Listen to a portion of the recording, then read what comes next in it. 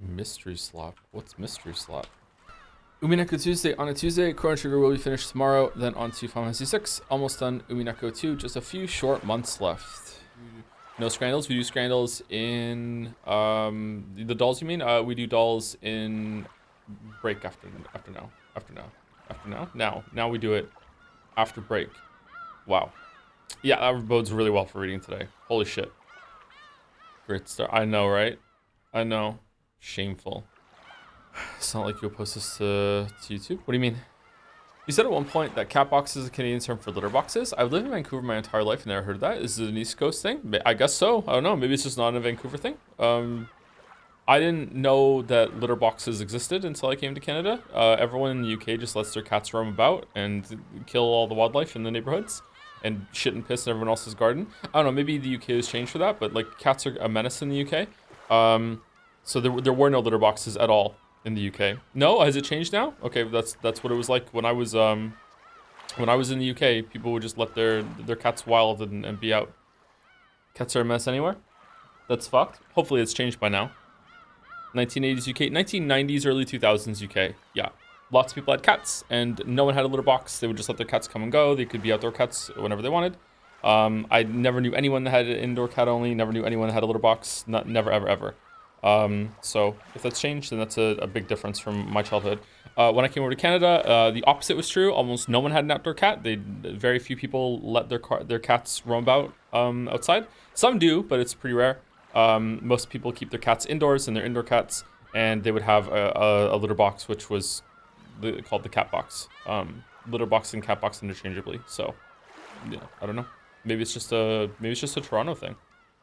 Here in Canada, if you let your cat out, a fisher, a lynx, or a car is gonna freaking kill that poor thing before long. What's a fisher? Fisher cat? Big cat? What the hell? These look like badgers. I've never seen one of these. These are cute. Can't cats figure out roads pretty well? They can, but, you know, just one mistake and that's it. I've seen a few dead cats on streets, which is sad. How many streams do Umineko have there been so far? 40? 40-ish? How was your day, Pekka? I'm tired. I'm not sleeping very well. I keep waking up reliably more than once, sometimes even 3 or 4 times, every single night, just absolutely convinced in a delusional haze that someone is trying to break into the apartment.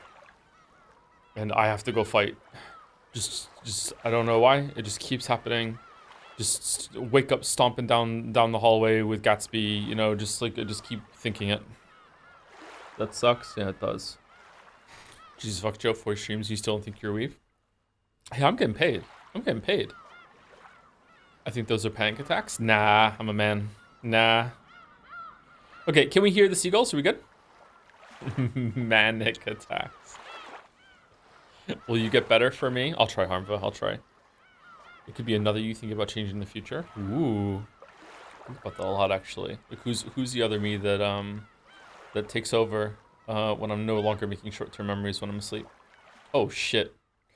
Okay, thank you to Oni Adapt for the resub while the stream was down with this banger of a message. Strap in, everyone. Hi, Tom. I'll be the descending voice for this one. Expedition 33 is the first game I dropped in over 5 years because I was so damn bored of the story and the gameplay 25 hours in. I didn't see any reviews till after I decided I was going to drop it, and when I read some Steam reviews, my jaw was on the floor seeing people were treating this game like it's some modern masterpiece. I even finished Metaphor, and I don't even like Atlas's games. Good luck on the Defense Force on this one, though, buddy. Wow. Well, hopefully this is yet another example of not everything is for everyone. Like, it could be the best movie, the best book, the best game ever made for the vast majority of the population, and there's still going to be some people that are like, meh, and there's still going to be some people that are like, I actually don't like this. I'm not vibing with it. Just no exceptions. There's always going to be some people that are like, I don't understand it. I don't get it. It's not for me. Let's see what happens. Let's see if I'm going to be one of them. Every game has a Joe. Exactly. Thank you. Isaac Does Stuff for some bits. I've been watching the Death Stranding 2 VODs, and I really respect your reasons for not playing gacha games. It's really cool. A Turn to Noctis doesn't have any of my...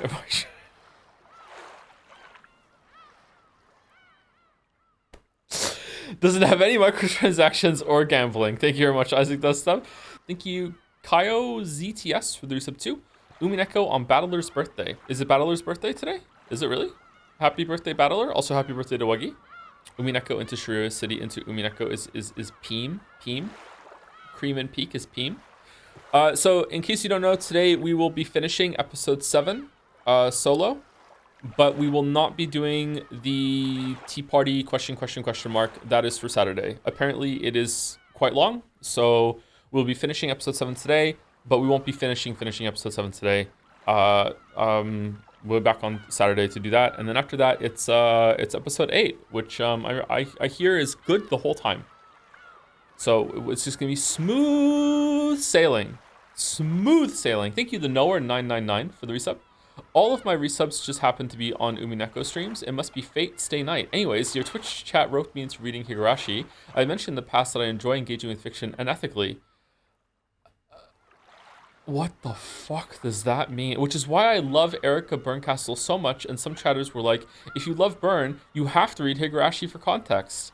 And are you enjoying it? Because I hope not. Thank you, Hermet 798 for the resub.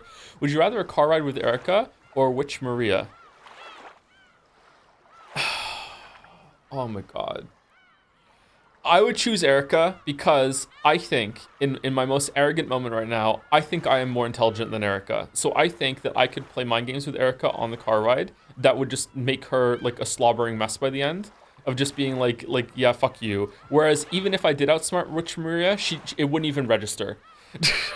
So like she wouldn't be able to fucking it just like fuck you can't own me, you know what I mean? So like I feel like I could find a way to entertain myself by upsetting Erica, but I couldn't upset Maria. I don't know. I also wouldn't really want to make Maria upset. You know, she's a kid, you know, whatever. Thank you. I'm TWOG Twog for the resub. Joe seems like he could do a good seagull impression. Mine. Thank you. So there you go. I did all of them. Thank you, Super Scoop, for the resub. Hello, Joe. Do you have any extended thoughts about the music in Umineko? I know you don't typically talk about not a game OSTs in your videos, but I'd be interested to hear your thoughts on the end of the playthrough. I really enjoyed the music. I haven't listened to a lot of it by myself because I don't want to see spoilers. I have listened to the opening of the questions arc a lot on YouTube because I was linked that one without getting spoilers on it. So yeah. I would like to listen to like Golden Slaughter and all of other music when I'm free to like search through the OSTs, everything. Yeah, a lot of it's on Spotify. Is it really? Wow. Okay, we could listen to some on Spotify now. What's that Homer Simpson's bit where he's trying to like he's like, go ahead, Marge. I'll soothe you off to sleep with the sounds of the ocean. Shh.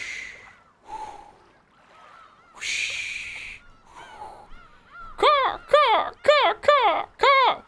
Ew.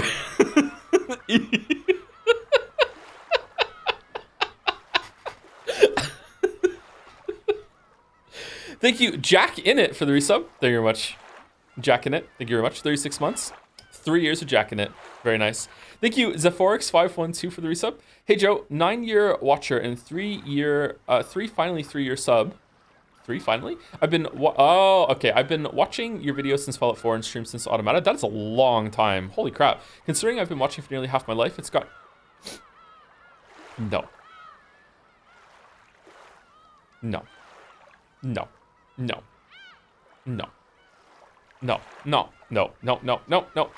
Okay, first of all, if you're lying, good job on the owning. If you're not lying, you should not have been watching me at that age. What the hell? Nearly half my life it's gotten me through, so a lot. It's got me through a lot, so I'm happy to have been along for the ride all these years. Here's hopefully to many more weeb games to come. Thank you very much, Sephorex. Thank you. 3D6 Psychic. Thank you very much, Sephorex, for the resub. Thank you, Doc Robins, for the resub. Joyous day. Umineko, it's today. Thank you. How you doing for the resub too? Rip Shiroya City, you won't be missed. True. Pouring out for Shiroya City. And vividly describe pouring it out. And into a pot, and then you cook some more fucking noodles. Thank you, Axolotl Laddle, for the resub. What even is an axolotl? Thank you for the resub. Thank you, Zero Vault, for the bits. 167 bits. Suspicious bits. And last but not least is Gugu511 for the resub. Thank you very much. Thank you, Gugu. All right, we are caught up to date. We can continue. We can read. We're just right into it. It's low-key insane there are people walking who were born in 2014. I mean, my youngest was born in 2021, and she's been walking for a while. What do you mean? Can you take a 5-minute break? I need to hit the toilet. Can't, sorry. Can't. Wait, is this it? Is it seriously?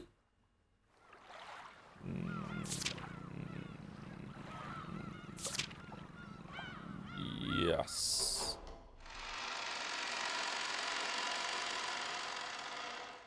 Okay, I will be judged. Is this weeb? This VN is pretty weeb. Yeah, yeah. Seriously, pretty weeb. Yeah. So, did you hear House of Fata Morgana developers are also on the verge of bankruptcy? So they're planning to create a game like 100 Lines because 100 Lines saved Kodaka from bankruptcy. Will Kodaka also be hired to promote it relentlessly on Twitter until they're not on the verge of bankruptcy anymore? Seriously. Okay, here we go. Okay. I'm Nenjo. I'm Nenjo. I'm Willard. I'm a ghost. I'm Toothpaste Beatrice. Okay, are we done? How's the sound? We good? In the second Chrono Trigger VOD, Twitch muted the part where you explained the game you played. When around 10, you blamed Bob for everything. Can you explain it again? No, I can't. I'm sorry. I don't want to revisit that core memory. No, it was Earthbound. It was Earthbound, and you get to name like your favorite thing in Earthbound, and it becomes the name of your spell. But if you are, you know, doing some stupid joke shit that you're doing with your friend at the time, and you type in, you know, for instance, Bob, or one might even go Bobbin, and then don't play it for a week or so, you'll forget that it did that. By the way, Joe, today is Battler's birthday. That's nice. That's nice. Always reminded of the Genshin post about people being like, you all call yourself Truth fans, but you all forgot that it was the voice actor of fucking Ambrose's birthday today. How dare you? And all the people in the comments being like, oh my god, you're so right. We should remember that it was his voice actress's birthday. Oh shit. Yeah, sorry. Happy birthday. We didn't wish her happy birthday. Seriously, why do guys turn into total morons when they get together? Jessica's room was filled with laughter. I mean, I have an answer for you, but it was one hell of a reality check. I thought this guy was a bit cool, a bit adult-like. And then I see him with some of the other guys in our class talking about dirty stuff with his creepy laugh. It's true that boys always act like little kids when they're together. Well, it's not like girls are any different. The fun chat between girls continued without end. Tonight, Kraus and Netsui were out late at a meeting on Nijima. Most of the time, Netsui was always watching, so Jessica would always make sure to be curt with the young servants. But when Netsui wasn't around, Jessica never did that. She had invited the servants of similar age to her room, and they were chatting away noisily. At that age, everyone wants to know about love. Thanks to the rigid and constricting way Jessica had been brought up, she enjoyed talking about it all the more. You're pretty incredible, milady, and you're that age. Aren't there any boys you're interested in? Well, I'd like to fall in love, but there really aren't any good ones around. And then Shannon's like, hold my beer. Oh shit. I think you should be a bit more proactive about it. You can act all relaxed now, but that's not gonna last long, okay? Once one of your friends starts going out with someone, it'll turn your world upside down. There's no way that'll happen. None of my friends are traitors, I think. Okay. Okay, how are we with the sound? Now that we're a couple lines in, let me know. Well, I say thank you to Gentle Redemptor and Lurkmer. Thank you, Lurkmer, for the resub.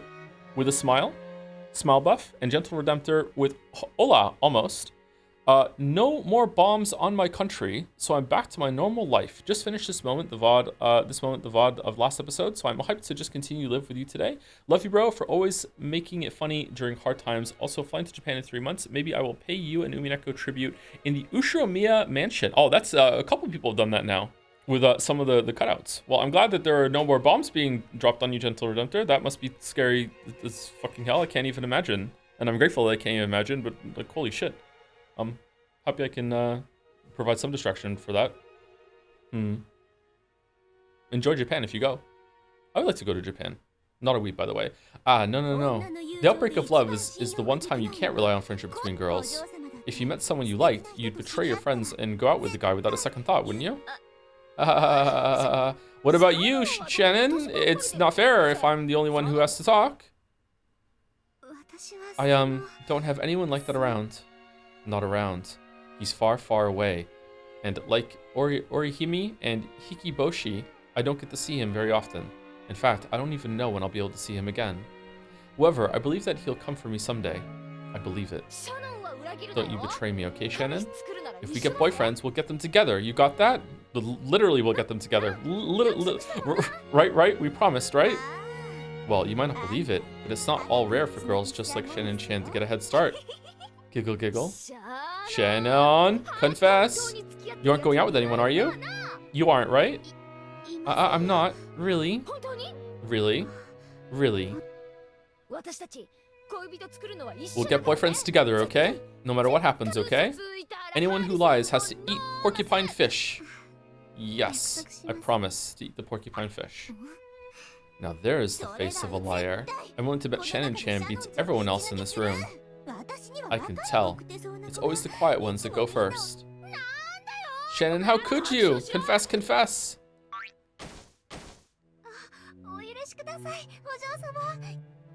Please stop, milady. I have not read Fata Morgana now. That tickles. And so, another Sunday afternoon passed by. Maybe in a year or two, that can take a VN slot. I worked my way out of the fight and looked up at the sky through the window. Is Battle-san happily chatting away with his friends somewhere right now? Just like I am? As I think of you like this, are you thinking of me? But if I ask that, it's the same as admitting that I don't trust you. I'll wait. And when you do come for me, I'll announce then and there that I'm quitting my job. I've already prepared myself to do so, but you haven't come yet. That isn't because you won't come, but because I'm not determined enough yet, right? It's because I haven't clearly envisioned a future with you, right? I'll wait, no matter how long, until you come for me riding a white horse. I will always treasure our promise, the promise of our precious resolve. How does the George arc begin? Oh no, never make a promise with a guy. You can't count on them. Thinking that she had read my mind, I spun around. Of course she hadn't, but... Well, for stuff like that, I think guys and girls have different ideas of what's important. No, that's not it. You've got it all wrong. Guys just suck, and on the whole, girls tend to be dreamers, and guys just do stuff without thinking.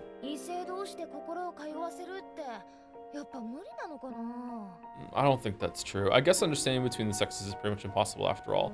I also don't think that's true. At least I think it's pretty hard. Girls often have the bad habit of thinking they know exactly what the guy is thinking right away. They search for hidden meanings behind words that guys say for no reason in particular, and just get the wrong idea. Yeah, I've known girls like that. Those girls who hear something that anyone else could tell them was trivial, but I think it means the guy is totally into them. Yeah, I see it all the time. It's a bit sad when a girl gets the wrong idea for no reason. Ha! The pair of them laugh together. When a girl gets the wrong idea, could that be me? No, that can't be. After all, Battle-san clearly made a promise. He said he'd come for me riding a white horse. Goes both ways. Yeah, I don't know. I don't know if I really want to talk about this. There are definitely differences, but I think they're really exaggerated and they're not really all that important to hone in on. There's an XKCD comic that I like to bring up when we talk about this, which shows this mindset really clearly, which is that there's a guy like seeing another guy try to solve a math problem on a chalkboard. And don't get too excited. I brought up a Blackboard chat. And he gets it wrong, and the guy is like, wow, you suck at math. And then in the next panel, it's a girl trying to solve the same problem. And when the girl can't solve it, the guy is like, wow, girls suck at math. And I think what happens with this disconnect or this perception is that people hone in on the difference between men and women, and then when a woman does something bad to a man or a man does something bad to a woman, they just attribute it to the whole entire opposite sex and be like, wow. Instead of it's almost like letting them off the hook in a way, in a weird way. It kind of sucks. It's like instead of looking at it and being like, wow, that person sucked, they did something really bad to me, they go, wow, like all women suck or all men suck. And I understand how people get there, but it's a really bad habit to have. And it's not just for men and women, by the way, too. It can happen to a lot of things you can attribute. Any discernible difference you can see in anyone, even animals. You know, there's a lot of people that have a bad experience with a dog, and instead of being like, oh, that dog sucks, it's like all dogs suck. You know what I mean? Like, it's a dangerous line of thinking. I mustn't doubt. I'm sure this conversation I'm hearing is just another one of God's trials. So I won't listen. I won't care about it. If there's one thing I never want to be, it's one of those poor girls who thinks a guy's heart is linked to hers for no reason. She's evil, man. She's evil. Those demonic sneers tormented me and tried to lead me astray. I'm sure he'll come to the next family conference. But Butler-san didn't appear at the 1982 conference either. Bit by bit, things were changing from the way they'd been at the last family conference he'd come to. Everyone had gotten completely used to Kirie-sama, Rudolf-sama's new wife, and she came down off the boat with a familiar stride. Her daughter, Anji-sama, was growing well, and all of the family focused their attention on her. Even Maria-sama, though she was still tiny, was already 5 years old. She was full of energy and old enough to enjoy playing with George-sama. Jessica-sama and George-sama had already stopped talking about Battler-san's absence. It was the same with the other relatives too.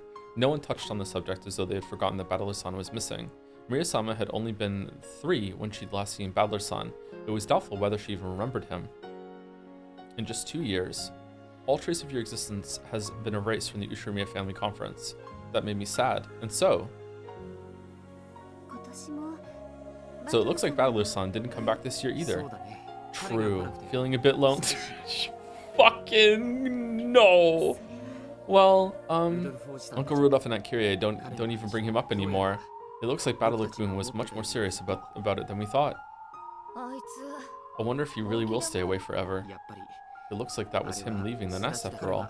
He spread his wings and left for a new stage of his life. Don't you think so?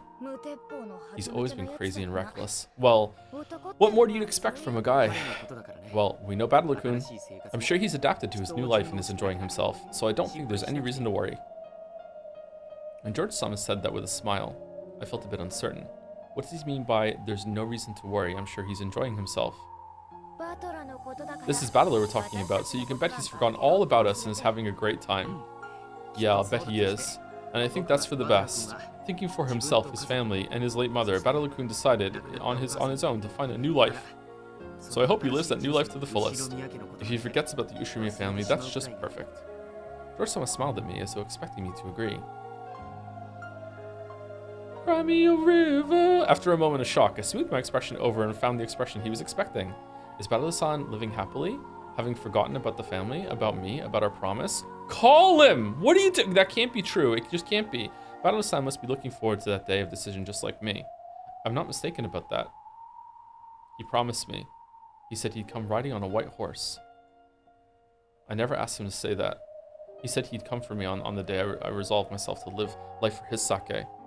He made that promise himself for 2 years. I believe that. Man, if you remember that line that Mouse is talking about, like this whole entire section must be just like just Obama meme over and over and over again, with you just like patting yourself on the shoulder with a huge grinning smile on your face, like yeah, I got it. Oh man, what the fuck? I don't remember that line at all. I've done all I could to make it through God's trials and the whisperings of demons that tried to throw me from my path. And yet, the things both George-sama and Jessica-sama are saying are so cruel. Battler-san has forgotten about us and started a new life? Why are they telling such lies?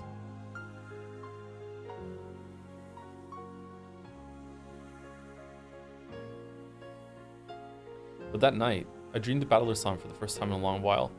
I couldn't believe how smoothly you and Jelly just swept past that line. Oh, Jelly was on for that one? I blame Jelly for distracting me. I blame Jelly. It's Jelly's fault. If it wasn't for Jelly, I would have remembered the whole time, would have honed in on it. It's Jelly's fault. Jelly, yep. The Battler-san in my dream wasn't the Battler-san I believed in. It was the Battler-san that George-sama and Jessica-sama had spoken of. The one who had forgotten everything and started a new life. Jelly. You blame me now. Blame each other. I'm the reason why you didn't notice it. It's okay. It'll work out. Morning. I woke up with a tear-stained face.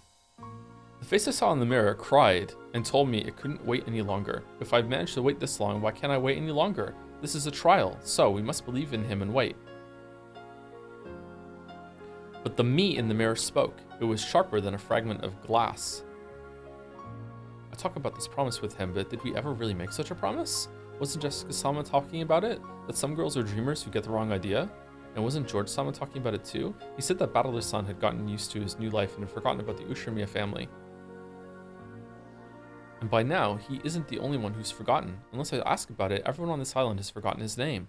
Even Rudolph-sama doesn't say his name anymore. If I weren't here to remember his face, perhaps his existence would have been erased from everyone's hearts. Did Battler even exist at all? I don't believe it, so I won't doubt. Battler-san must still remember his promise. We're both waiting for the day of decision. The day we'll be together. Battler-san, I firmly made up my mind. Does the fact that you're not here mean that after all I'm not determined enough? No. It's because you and God are testing me, isn't it? In that case, I will endure until that promised day inevitably comes. So, please, Battler-san, I want some proof that you haven't forgotten me. It was the crack that ran across my ceramic-like heart. Oh, like the vase. I have to acknowledge it now. It may be that I'm pretending not to notice something terrifying and sad. Battler-san makes me yearn for him. Battler-san makes me sad. Battler-san makes it hurt. Battler-san, do you still remember me now? Remember me now?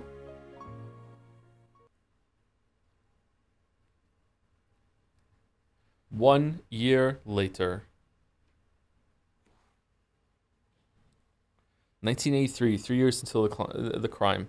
The kids are really into SpongeBob SquarePants lately, and that's something that I don't know why I missed that. I know that my generation is usually all about the SpongeBob SquarePants, but I don't know what it was about it. I didn't get into it, or maybe I was just a little too old. I don't know. I was born in 1985. When was SpongeBob really big? That show's actually pretty funny. Seeing some of it now, I'm like, yeah, I see the appeal. Early 2000s? Yeah? Okay. How many seasons of that? Is there like a revival like Dexter's Lab got that was absolute dog shit? And are there like bad SpongeBob episodes? It was big when I was a kid, so I think you missed it by like 5-7 years. Thanks for that one. Thanks. Oh my, didn't know you hip with my generation too. Hits start coming, they don't stop coming. Fair to the rules and I hit the ground running. Didn't make sense not to live for fun. Thank you to Daniel Lock123 for the resub. Umineko is just a story about the intense ramifications of incest when you really think about it. Kind of like Kiss Exis. Is Kiss Exis an Umi light? Thanks for that, Daniel Locke. Thank you, Typo Taylor, for the resub. After hearing so much about it as a classic, has been cool seeing you play Chrono Trigger. Keep up the good work on Umineko. Can't wait for Uma Musumi to take the place of the dolls eventually. Fucking hell, really, fucking hell. Yeah, Chrono Trigger still lands in a lot of ways, but I do have a lot more like negative thoughts about it at the moment and than I did before. I don't think it's going to maintain as my favorite, but it has been a really interesting experience to play it again. Yeah, it'll still be my favorite of my childhood, easily. Really good game. A lot of it held up. In fact, I think almost all of it holds up, and especially for the target audience it's going for, I'm just not that target audience anymore. I think if you were a kid, I should try it. I have 4 to experiment on. I should see.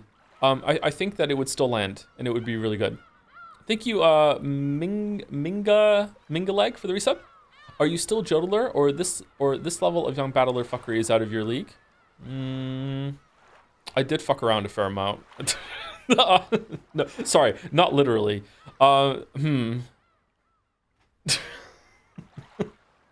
Still very, very much like battler in a lot of ways. Yeah, I think so. Yeah. Thank you for the resub. I feel like there was a question I forgot to answer. Was it about SpongeBob? Like Odyssey? So Odyssey is for kids for sure. I say that in the video. However, Odyssey is a gameplay game, and that series has always been for kids. There's never been a Mario for adults. However, Odyssey's flaw is that it doesn't have enough content that is difficult like every single Mario game had before it. Or it doesn't have like a really, really difficult end game area like some of the other ones did before it too. That's the issue. It just didn't do enough with its complexity for some reason. Whereas all the previous Mario games had established it, even though they were for kids, they would go to that level. I think that almost every single part of Super Mario World is more complicated than almost every single part of Mario Odyssey. That said, it's a lot easier to die in Super Mario World, like 2 hits you're dead. But so it's not exactly a fair comparison, but just off the top of my head right now, without getting into a bigger discussion, that's the honing in on the difference between the older Mario games and and Odyssey. Like, oh my god, Mario 1 is fucking grueling. I'm sure a lot of you people here right now who have never played Mario 1 and have played video games all your life, you would struggle to beat Mario 1. Like right now, if you started playing it. You could do it, don't get me wrong, you'd do it, but you would struggle to finish Mario 1, like probably today, if you started it today, you know what I mean? It's a pretty tough game. And also a game for kids. And then came the third family conference since Battle-san left. If the number of beds was going to increase, we would have been told about that when setting up. The fact that nothing has changed in particular means that he probably won't be here this year either. Clinging to a final bit of hope, I stood by the docks watching the boat draw closer. Hey, Shannon-chan. Is this the same voice? You're looking as pretty as ever. Careful, Angie. Watch your step. Hey, Shannon. I really do love Rikenjima. I can't wait for Uncle Kraus to turn into a resort. There's no need for that. It'd be such a waste. You've got a point there. How have you been, Shannon-chan? I think you've gotten a bit taller since last time. Thank you very much. And the weather's good again this year. It's so great having every single member of the family together all nice and cheerful. Please allow me to guide you to the mansion. Also, not everyone is here. So after all, Battle-san has been so thoroughly forgotten that he might not have existed in the first place. I'm sure the sadness will show on my face. Not wanting anyone to see it, I turned my back to the family and led the way up to the mansion by myself. Then suddenly, someone mentioned Battle-san's name and I jumped. Wait, you saw Battler-kun? How's he doing? Yeah, he's doing very well. I took Angie and had some tea with him the other day. I was surprised, so Kirie-sama was in touch with Battler-san. According to her, both Battler-san and Rudolph-sama had long since calmed down after their fight, but both were so stubborn that they hadn't found a good chance to make up. And since Battler-san had gotten used to living with his grandparents and going to school there, and considering that those grandparents might make things even more difficult, going to convince Battler-san to come home wouldn't be easy. It's just too bad. I think Asumu-san's parents were even more angry than Battler-kun was. This isn't just an issue between Battler-kun and Rudolph-san anymore. Then will Battler be coming back sometime soon? He will make up with Rudolph-san, but it looks like he doesn't intend to return to the Ushiromiya family. Such a shame. Though I do understand how he feels. It was a bit of a relief to hear that some of the bad feeling had died down in these 3 years. If we take Asumu-sama's parents into account, it's no surprise that things haven't gone as well as they could. But if Battler-san doesn't hate Rudolph-sama anymore, then someday, surely he'll come back. He'll have grown so much. My resolve will not waver anymore. For some nights these past 3 years, I felt sad and resentful, but now it feels as though those 3 years were something I needed. After all, the seeds of love, the faint feelings I once had for you, have budded powerfully, waiting for the day that we'll be reunited. Okay. This is how honest my feelings for you are now. I love you. I want to see you again as soon as I can. Until that time, I'll keep that bud of love warm and growing for you. I won't doubt the coming of that day anymore. Just as I think of you under the same sky, I believe that you are thinking of me. I'm sure this news about him is a sign that God is cheering me on. Meanwhile, in Battler's room, da-da-da-da, da-da-da-da. So I ask God one more time inside my heart. Since my feelings for Battler-san have not wavered for a day these past 3 years, let me know that he feels the same way.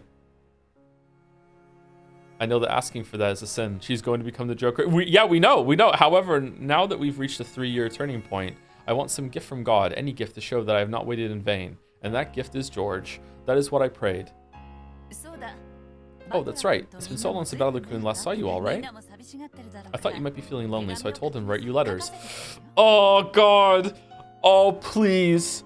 Oh, my God. Oh, my God. Please, Battler. Jesus fuck. Oh, I actually don't want to hit the button. Oh, fucking hell.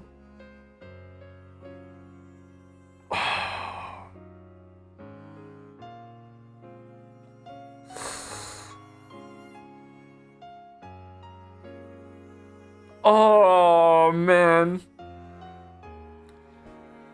Here they are. Huh? Did God really hear my prayers?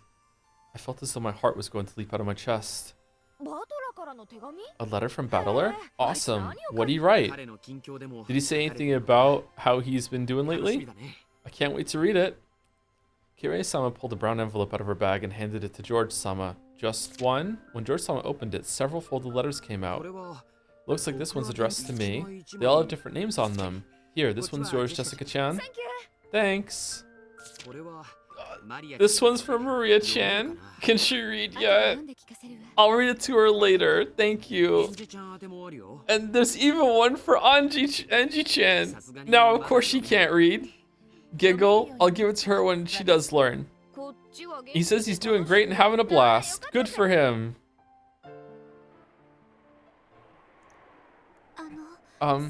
Is that all of them? Yep. Looks like that's all of them. Thanks a lot. George-sama handed me the empty envelope. Apparently, he thanked me because he thought I was offering to throw it away for him. And clearly, there was nothing inside it. There was no letter for me. This is so cruel. What the fuck? George with a letter-shaped belly, no more letters. Oh, what if he ate the letter because he wants Shannon for himself? What if he's been blocking all the phone calls? George, the secret villain of the whole thing? Yo, whoa. The more I read, the more fun it looks like Battler-kun's been having. Living every day to the fullest. That's what it looks like in mine too. If he's happy, then I guess that's what counts. Giggle. That's so mean of Battler-kun. It sounds like he forgot about us until you told him write those letters, Kyrie-san. Well, you know what he's like. It sounds like he was living life to the fullest. Yeah, you said. And I hear he's popular with the ladies at school too. Wow, that's incredible. There should be plenty of girls who like those hilarious melodramatic lines of his. Makes sense to me. I wonder if he really does plan not to return to the Ushimiya family. Looks like it. In mine, it says he doesn't think he'll return to Rekenjima again. I knew that all of these letters were trials from God. The fact that there was no letter for me, and the fact that he was enjoying life and had forgotten about Rekenjima were just more trials. He is, God is, tempting me. Tempting? Testing. The fact that there was no letter for me alone is proof that that's what I want to think. But now it's just too much. You got here on time. Hey, Mouse, how's it going? It might have been an important promise to you, but it looks like it wasn't for Battler.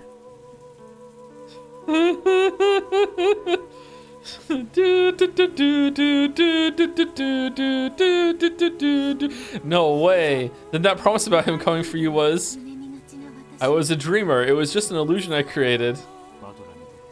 To Battler, they were probably just meaningless words to make him sound cool. To anyone but her, it would have been such a funny story to hear. That promise with Battler might have been an illusion the whole time. In the first place, we don't know if they both felt the same way about each other at all. Love is an illusion. However, if both sides are seeing the same illusion, that love becomes true. However, when the feelings of each side are different, then it's nothing more than a joke. This is Battler's sin. Making Shannon think that it was a promise. Wrong. Huh? It's that he didn't even remember. If he simply broke his promise, I could have taken him to task for it. I could have regretted my mistake, or I could have won him back. However, you can't question someone about something they don't even remember. I'm unable to hate Battler-san. After all, Battler-san didn't even break his promise. There just wasn't any promise to start with. It was nothing more than a sad joke.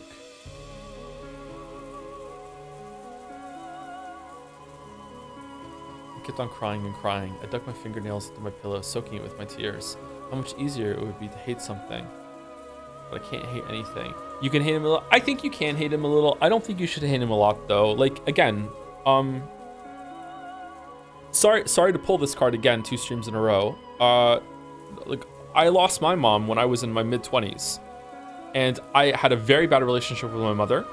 And it was still a very traumatic, upsetting event. For someone who is an adult at that point, I was thinking I was started 24, 25, I lost my mom. Very bad relationship with her. Was still talking to her, but still a bad relationship with her.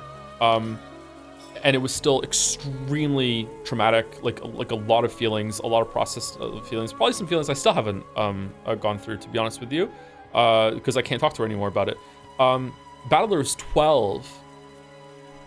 12, which is just old enough, I think, for you to understand, but also not old enough to have the, like, it's probably possibly the worst age to lose a parent. Like, oh my God. Like you fully remember what it was like to have that parent. Like your future is just on the horizon. You're starting to become an adult. You're going through puberty, adolescence. And he lost his dad too. You know, yeah. This is a very, very big thing that Battler went through. I don't know. Man, you're right. That Mario water level is hard as shit. Even without the death, I don't think you can really hold a 12-year-old responsible for this. I mean, holding him responsible, like, even if nothing happened, is this still worth what she does? If that's the reason she does all that stuff, absolutely not. But like holding responsible, I think you can hold him a little responsible. Being like, okay, like that was a fucked up thing you did. Like, why did you do that? Like, you can't like just leave people on like that. I think you can hold him a little responsible, even if there was no death. Yeah. I just couldn't get over my miserable arrogance, which had led me to believe for 3 whole years that he felt the same as I did.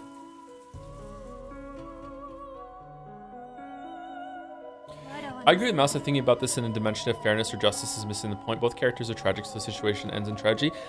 Yeah, but you can still indulge in missing the point and think about things as you want to. And you might find some interesting things like that. That's, you know, arguably that's what makes something literature and not just an entertaining piece of fiction. You know what I mean? Like, you can take it as a springboard to think about things like people love, like, go and see, it's all full of bots now and people doing writing exercises, but like, am I the asshole? People love am I the asshole? And just being like, who's in the wrong here? Like, they love that shit. Like, everyone has this innate part of them that just wants to see like who's to blame here? What can I do? Like, what's to think about here? Yeah.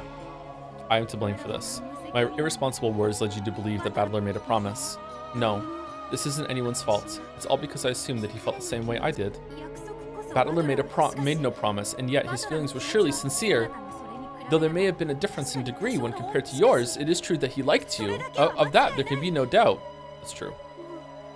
Please, just stop it. I believed that he liked me the way I liked him without ever doubting that. Please don't try to cheer me up. I'd rather that you mocked me. Before I knew it, a dull, inescapable pain had pierced my chest. When I pressed my hand against my chest, I realized what that pain was. The pain keeps, like, appearing. It was the no, that was Shiroya. Shit, sorry.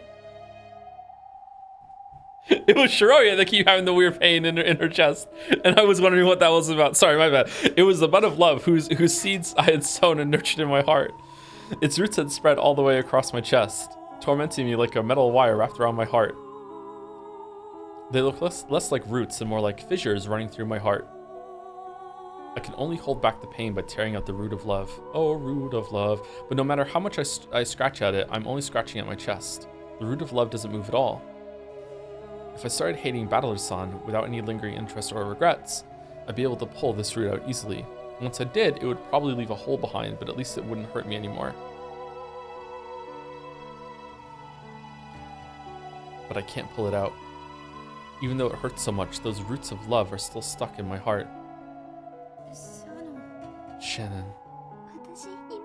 Even now, I love Battler-san. I want to see him. I want him to come back. I believe he will come back someday, and I want to wait for him. But right now, it's just too much. As I sobbed, the tightness in my chest grew even stronger. As long as I like Battler-san, that pain will always continue. Because I like him, I want to hold on to that pain forever. But it was written right there in letters for George-sama and the others. Battler doesn't plan on returning to the Ushiromiya family. He's forgotten about me and Rikenjima and has started a new life with a different name. I must wait for him for all eternity, despite how painful, aching, excruciating this is. Is this another trial? Is God telling me to wait for him forever? I can't do that. I want to be with Battler-san, but if this is the trial that I must go through for that, then it's just too painful. Beatrice hung her head in shame. If she hadn't encouraged Shannon so much, it probably wouldn't have been this painful. Shannon may have been the one to sow the seed of love in her heart. However, Beatrice had irresponsibly watered it and told Shannon not to give up. Beatrice scratched at her chest, trying to share Shannon's pain.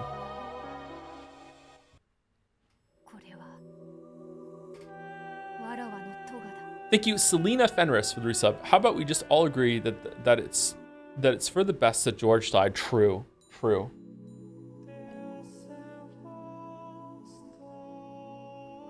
So true. Kind of recontextualizes how she kind of makes Battler fall for her in episode, was it episode 2 or episode 3? In episode 3. And then just laughs at him relentlessly after that. This is my fault. Beatrice mumbled to herself. What's your fault? For 3 years I tortured you with the illusion of a promise that never happened.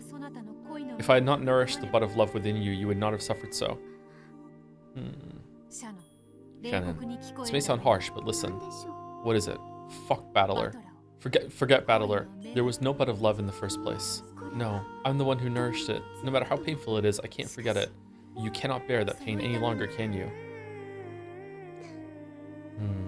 Wordlessly, Shannon held her chest and hung her head. I love Battler. That feeling burns inside me, so that I still cannot let it go no matter how much it hurts. And I've spent 3 years pretending that I didn't feel that pain. Now, I know that I feel it. And since I know, I can't bear it. So you cannot throw away your bud of love for Battler? Yes.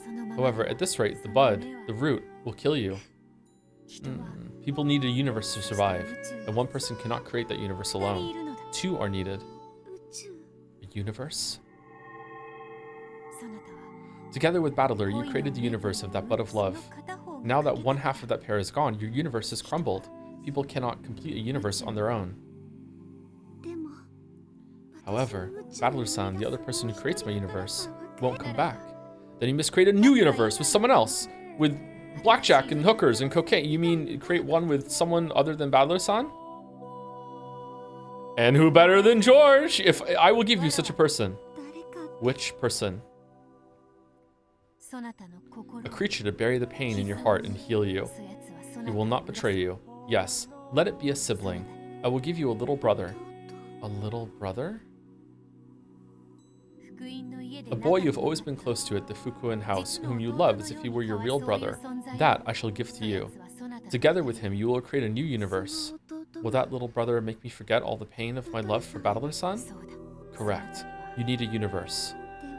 Then what will happen to the bud of love in my heart? My feelings for Battler-san won't change. I can't make them wither. I shall accept that bud and those roots in your place. You will? You can forget the pain of love and create a new universe. I will accept the bud of love in your place. It means that I will accept the pain as well. But I will learn of the single element I do not possess, love. Okay, and she can just do this. Beatrice wanted to know love. She wanted to feel what Shannon had felt in the world of humans. And if Battler ever does return, if the bud still is not withered and you still desire it, I shall return it to you. What do you think of that?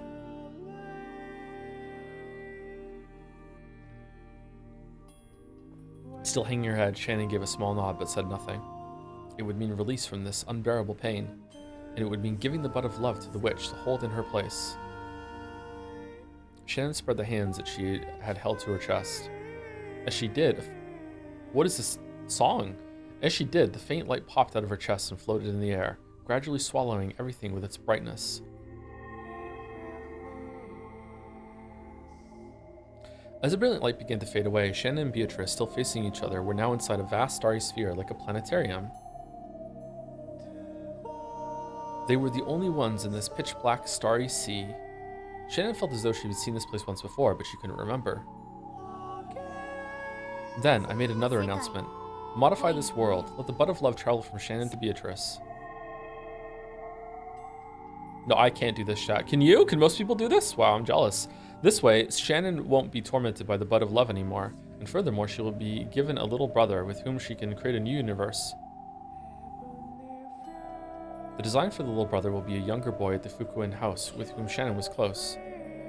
For a name, let there be the something character as the Fukuen house rules state. Yeah, I've decided. That's a perfect name to go with Shannon's. He'll be a quiet, reticent boy. He'll come to Rikkenjima as a new servant. There, he'll open his heart to Shannon. As a duty-minded boy who loves Shannon like a big sister, he'll always be there for her, and the rest of the servants will just go along with it somehow. Let's have him be a special servant like Genji, who is permitted to serve Kinzo directly. Yeah, that sounds kinda cool. Then, Beatrice, from now on, you will carry the bud of love. In other words, Sumari, the role of being infatuated with Battler and waiting for his return will go to you. While you are still the witch who reigns over Kenjima's night, you have also been waiting for Ushirmiya Battler ever since that day 3 years ago. Along with this change in setting, I'll give you a new form as well. He did tell us that what his ideal woman would look like once, remember? A woman with a good figure and long golden hair, like a foreign model. Golden hair, long hair, a good figure. Yeah, something like that. That's what the new Beatrice will look like. Come now, hold that bud of love in your heart as you wait for Battler. This way you will learn of love in exchange for earning pain. Yes, this will be the setting for my new world. For Shannon, a new servant like a little brother will come. He will be a silent, reticent boy, a duty-minded kid who loves Shannon as a sister. And the bud of love that has tortured Shannon will go to the witch, Beatrice, and she will just be holding on to the bud of love for the time being. However, while she holds on to it, she will be a maiden in love with Battler. For that time, you will be able to learn what love is.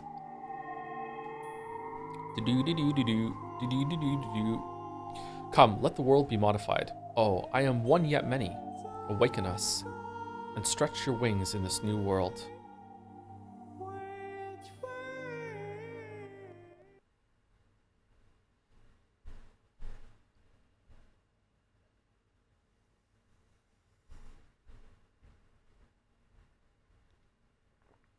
Slowly, I opened my eyes to the gentle rays of the morning sun. How long has it been since I last saw such a pleasant morning? The face in my mirror is tear-stained and pathetic. However, my heart is as clear as the morning sun. I could still clearly remember that strange dream. However, I can feel myself forgetting it rapidly. The place I was in my dreams had been such a strange place. A peaceful, calm place. There, I had left behind the pain I had carried in my chest until yesterday. So this morning, my heart was at peace. Good morning, me? My tear-stained face really is pathetic. However, my expression is bright and cheery. Even now, I like Battler-san, but for some reason, I've calmed down. It feels like I've put something precious safely away in the place it belongs. Battler-san, when will you come back, I wonder? When you do, I'd like to talk about my mystery novels again. Oh, I almost forgot. A new boy servant will be coming by today, right? One of the rare servants who will serve the master directly. What kind of kid will he be? I hope we get along well. What was his name again? I'm pretty sure it was, name the kid. Waffles servant upon.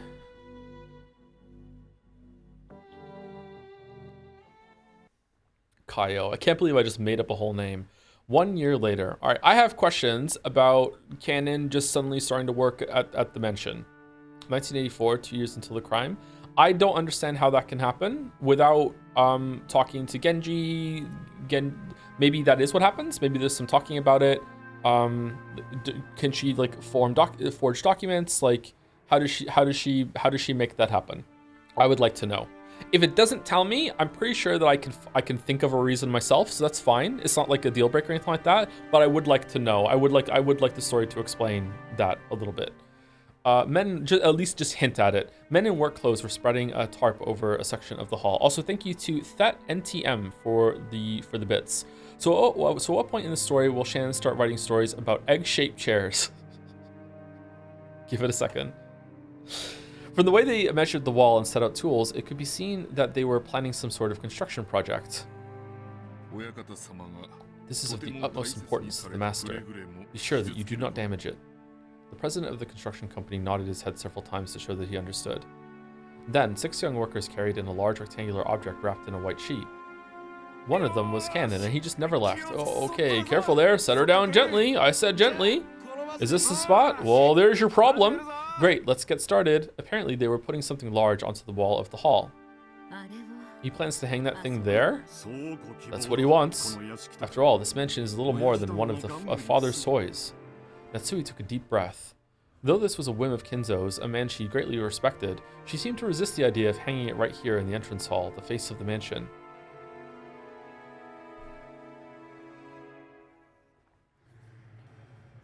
When the white sheet was pulled off, a Western woman wearing a beautiful dress came into view. It was a massive portrait of a woman. Is it proceeding well? Yes, it will be finished by this evening. I would like to see it hanging there for all to see as soon as possible.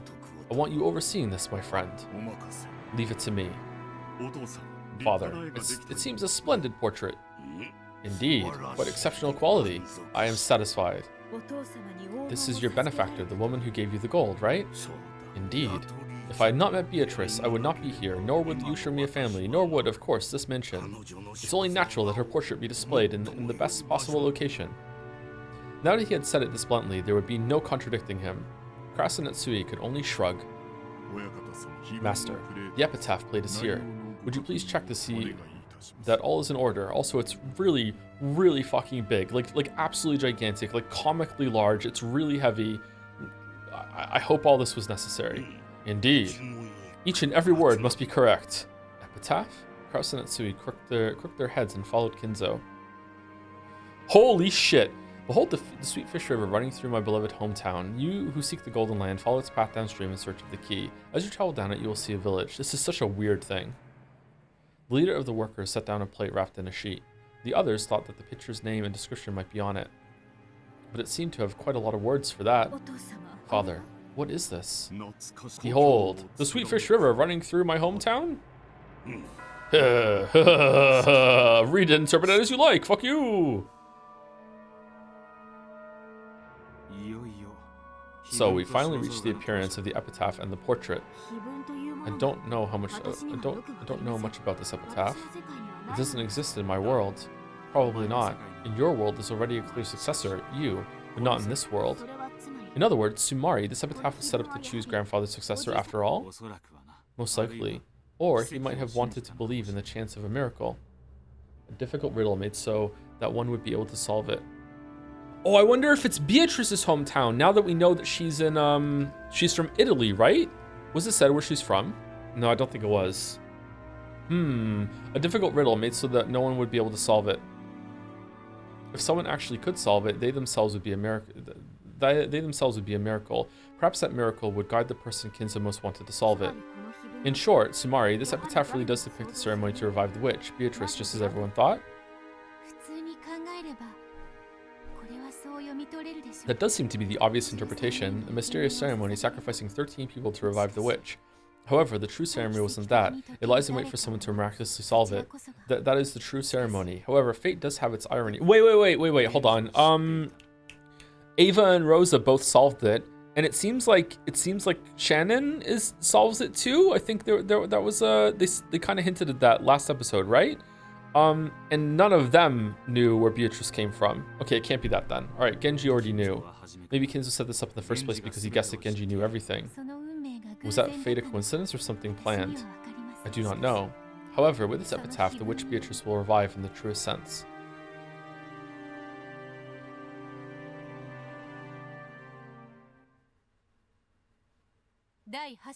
I think she's from Tuscany first, right? The Countess of Tuscany? Journey to the Golden Land.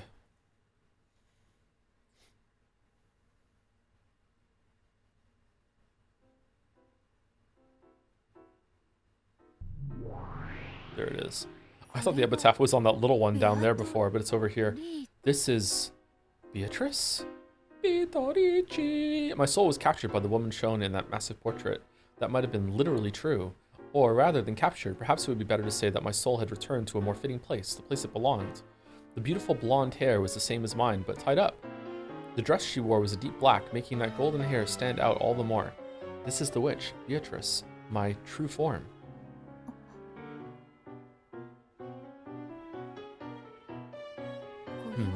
What is this? There was a plate with too many words for it to be the title of the picture. Behold the sweet fish river running through my beloved hometown. You who seek the golden land, follow its path downstream in search of the key. The golden land? I see. So my world is the golden land. I have always called my own personal world a paradise. Tonight I shall change that. From now on, my world shall be the golden land. I am the master of the golden land, Beatrice. And then there is the brutal ceremony of sacrifices, starting on the first twilight. On the ninth twilight, the witch shall revive, and none shall be left alive. If I carry out the ceremony, will I revive in the truest sense? What?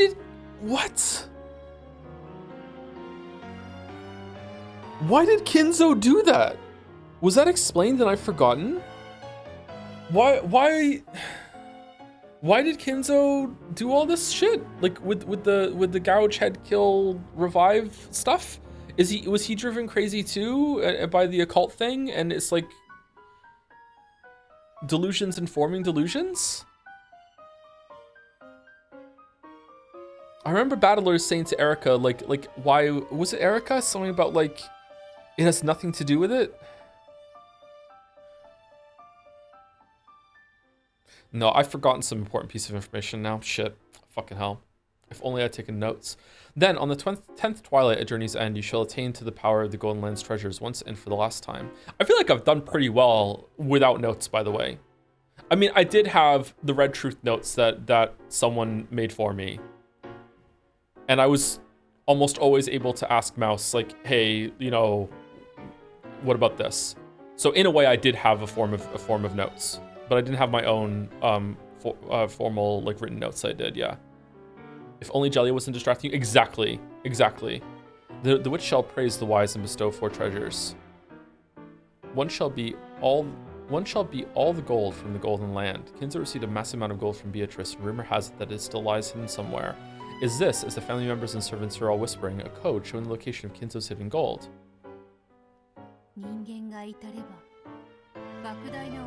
I just woke up. What? Some of us have been woke for a while now, Jelly. Catch up. If a human solves it, they will obtain a great quantity of gold. However, if I do, it will mean my own resurrection. Kinzo, aging magician. What do you say fuck me for? Exactly, you said it. You were right, Chatter. You said it. Jelly was going to respond with that.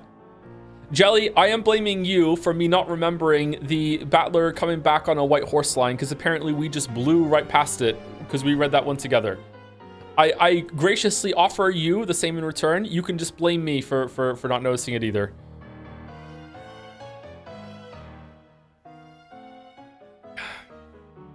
Gentleweebs agreement. Kinzo, you aging magician. Just when I was mocking the shortness of the time left to you, you start a game like this. How interesting. I'll definitely solve it. Then I will revive as the real Beatrice. When that happens, I will use my great magical power to rule over object and man, day and night, and all over Kenjima.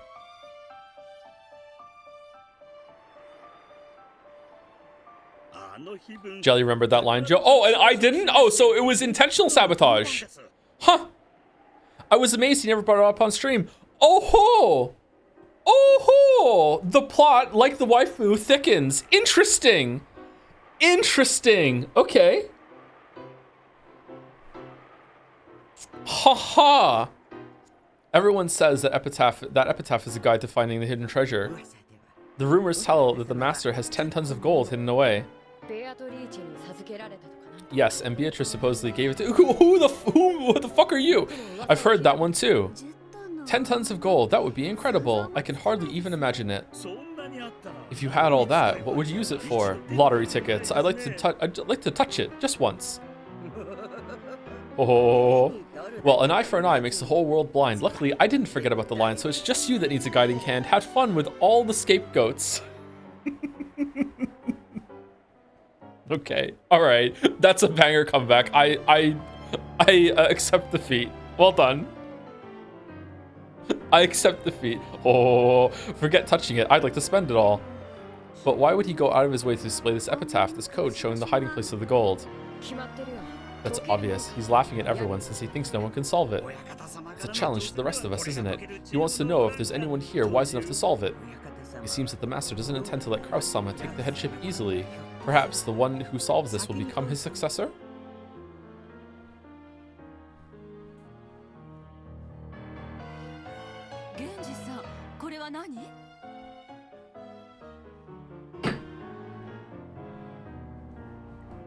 Sorry, I was just finishing my coffee. Oh. Why is the last bit of coffee at the bottom always the most bitter? Oh, just all of it settles, I guess? Oh, God. Fuck. Genji-san, what is this? Could this be a portrait of Beatrice? The Beatrice? Correct. This is Beatrice-sama. Catch the fuck up, my lady. What on earth? There's a strange little poem-like thing over here. What's this all about? It's almost like a pirate code that shows the way to hidden treasure. True, it is like that, Genji-san. What does this mean? The master said to read and interpret it as you wish. And also that about the whole story, that the riddle also applies equally to all who can see the epitaph. You You said riddle just now, didn't you? That means this can be solved. Yes, that's it. Father doesn't want Nason to succeed him. Nissan. Sumari! Whoever solves this will become the successor. Cackle, cackle, giggle, giggle. Finally! The tables have finally turned, and now I have a real chance to become the head.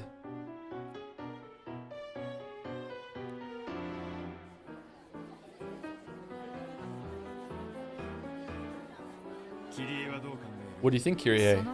I think it's extremely likely this epitaph points to the location of the hidden gold. Live asteroid reaction? It looks like Aniki thinks the one who solves it will be chosen as the successor. That's another theory that might fit. Father certainly doesn't view Kraus Nissan as the ideal successor. This might be a huge trick he's set up now that he's reaching for the end of his years. I is nay. No, E is nay, and I is knee. It's opposite, because I want to say N-E-E as knee, but that's nay, and I is knee. Okay. God damn it. Sumari, so if you really solve this riddle, you stand to gain 10 tons of gold and the position of successor. On the surface, perhaps, however, I'm sensing some malice, so he doesn't think anyone capable of solving it. I doubt he made it to be solved easily. True. Guess we'll have trouble looking for something to do over a drink for a while now.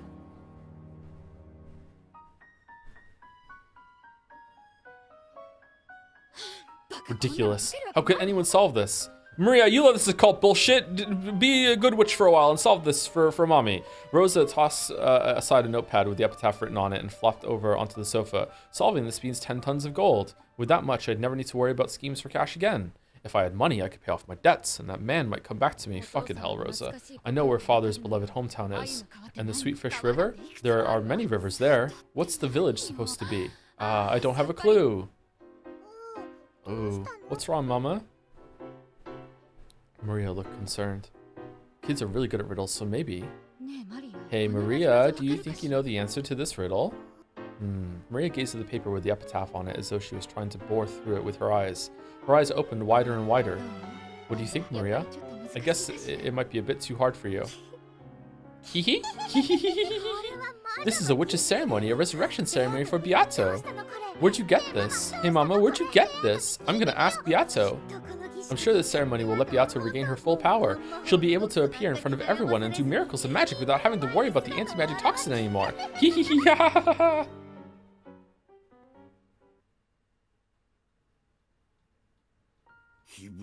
And the epitaph? It seems the family members are all competing to solve the riddle. Good. Let everyone try, and none will solve it. Except for the one blessed by a miracle. If I let my guard down, even I might forget the process.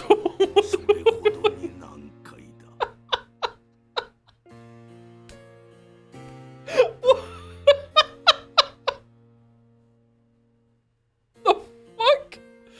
That's how difficult it is. Because it is difficult, solving it will bring about a miracle.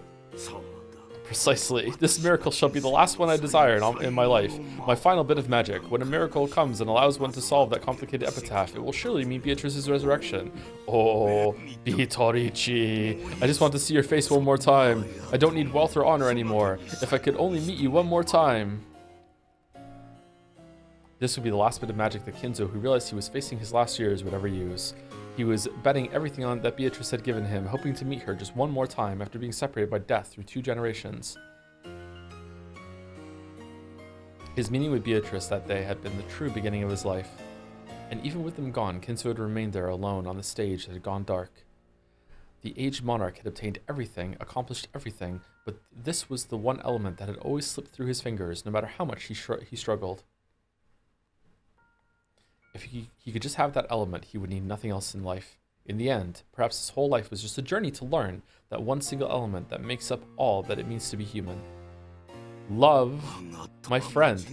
Will my life's final bit of magic show me a miracle? I don't fucking know, sir. For a while, Genji was silent. He wasn't at a loss for words or struggling to find an answer. What was the drink that they used to drink? That you came in and drank yourself at the beginning or whatever? Pouring one out for Kenzo? What was that? During that silence, I thought that was going to be important. During that silence, something had passed between the two men who had known each other for so long that the friendship surpassed that of master and servant. I wonder if it's like, I wonder how many types of magic are trying to be shown in the opening scenes. Like that's the alchemy kind of witch's brew kind of magic. Just everything is trying to build it up as like this magical occult person when really it was none of that was real. No, that will do. No one will solve it. That's why a miracle will occur. Master, please tell me one thing. What is it? If I ask you, if a miracle does occur. It may have been different during his youth, but in his old age, Genji rarely spoke of dreams and what ifs. When Genji said if, Kinzo quietly waited for the words of the man he called a friend. If a miracle does occur, if your magic comes true, and Beatrice-sama does revive, what will you do? As the one closest to Kinzo, Genji obviously knew of the crazed feelings with which Kinzo had searched for Beatrice in the past. And yet, Genji was asking what Kinzo would do if Beatrice did revive. Oh. Oh, okay. Does Genji kill Kinzo? Master, at one time in the past, you experienced the miracle of Beatrice-sama being reborn. If that miracle happened again, what would you do? My friend, so after all, you do blame me. I have no way of knowing everything in your heart and Beatrice-sama's. However, I believe I do understand at least part of the way in which Beatrice-sama adored you. I lament the fact. You may not believe it, but as I have aged, I have come to regret all of it. If a miracle does occur, and Beatrice revives, then of course I do not care if she knows nothing of the time she spent with me in the past. No, as long as she is Beatrice, I don't care who it is. I just want to apologize. Is that truly how you feel? Yes, my friend. I regret it. How deeply I regret those mistakes made in youth. You have aged as well, so you must know, one cannot feel guilt for the sins of their youth when one is still young. However, like deep thorns, they began to fester, torturing me. I, Ushimio Kinzo, no longer care how I die. However, this thorn, this regret, is the one account I must settle. I will return everything to Beatrice, and I will ask her to forgive me for my sins. For that is my only and final wish. Oh. I don't believe him. Kinzo covered his eyes and sobbed. The aged monarch who had built up great wealth in a single generation was reaching the end of his life. And he could do nothing but sob because he wanted someone to apologize to.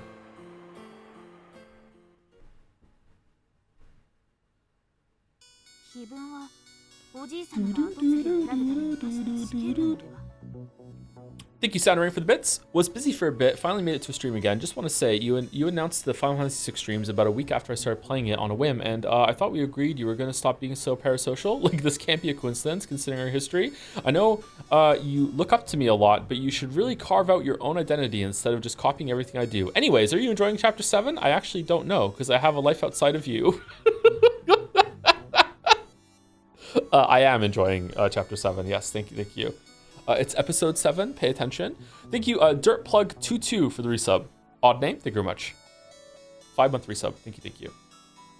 If I see Umineko merch at the anime con I'm going to, can I send you something, and for what character? I assume Beatrice because she's now your waifu, right, weeb streamer, cackle. No, it's okay, Mayo, thank you for the offer though. Is there really Umineko merch? Can you take a picture of it? Because I would like to see the Umineko merch, but I don't need anything, thank you. Wasn't the Epitaph a trial grandfather made me... Sorry, wasn't the Epitaph a trial grandfather made to choose a successor? I thought that too at first, but it looks like the situation is a bit different. At this point in time, I also thought it was a trial. That it was a game for selecting the successor, which Ushimiya Kinzo decided upon a whim. And it wasn't? This epitaph meant something for Ushimiya Kinzo and Ranave Genji that only the two of them could understand. So, this was not the workings of fate, it was inevitable. I was no more than a Cinderella with the pumpkin carriage and glass slippers all prepared beforehand. I get it. So, this was a farce that Kinzo and Genji set up. Kinzo did understand, and Genji realized that this was a message. I don't have a clue what you mean. What did grandfather understand? And what does Genji-san have to do with this epitaph? The epitaph wasn't solved. Someone was made to solve it. And then Beatrice truly revived. If that revival had never happened, then 1986 would still have come, but the incident might have been completely different. And so, since the time of my birth, I have been trapped by the crossroads of fate, never given the right to make any decisions of my own will. So does Genji like drop hints for Shannon to solve it? Or it doesn't feel right to call her Yasu. Sayo? Let's go with Sayo. Sayo seemed to be a name that she said to George. That's what I like. That's my name. Yasu is something else. Yasu is the servant name, right? Let's go with Sayo. So did Genji start dropping hints to Sayo to solve the epitaph? Oh, I am one yet many, and yet we have never been able to resist fate. We are little more than leaves caught in a whirlpool. No matter how we dance, we must eventually be sucked in and disappear.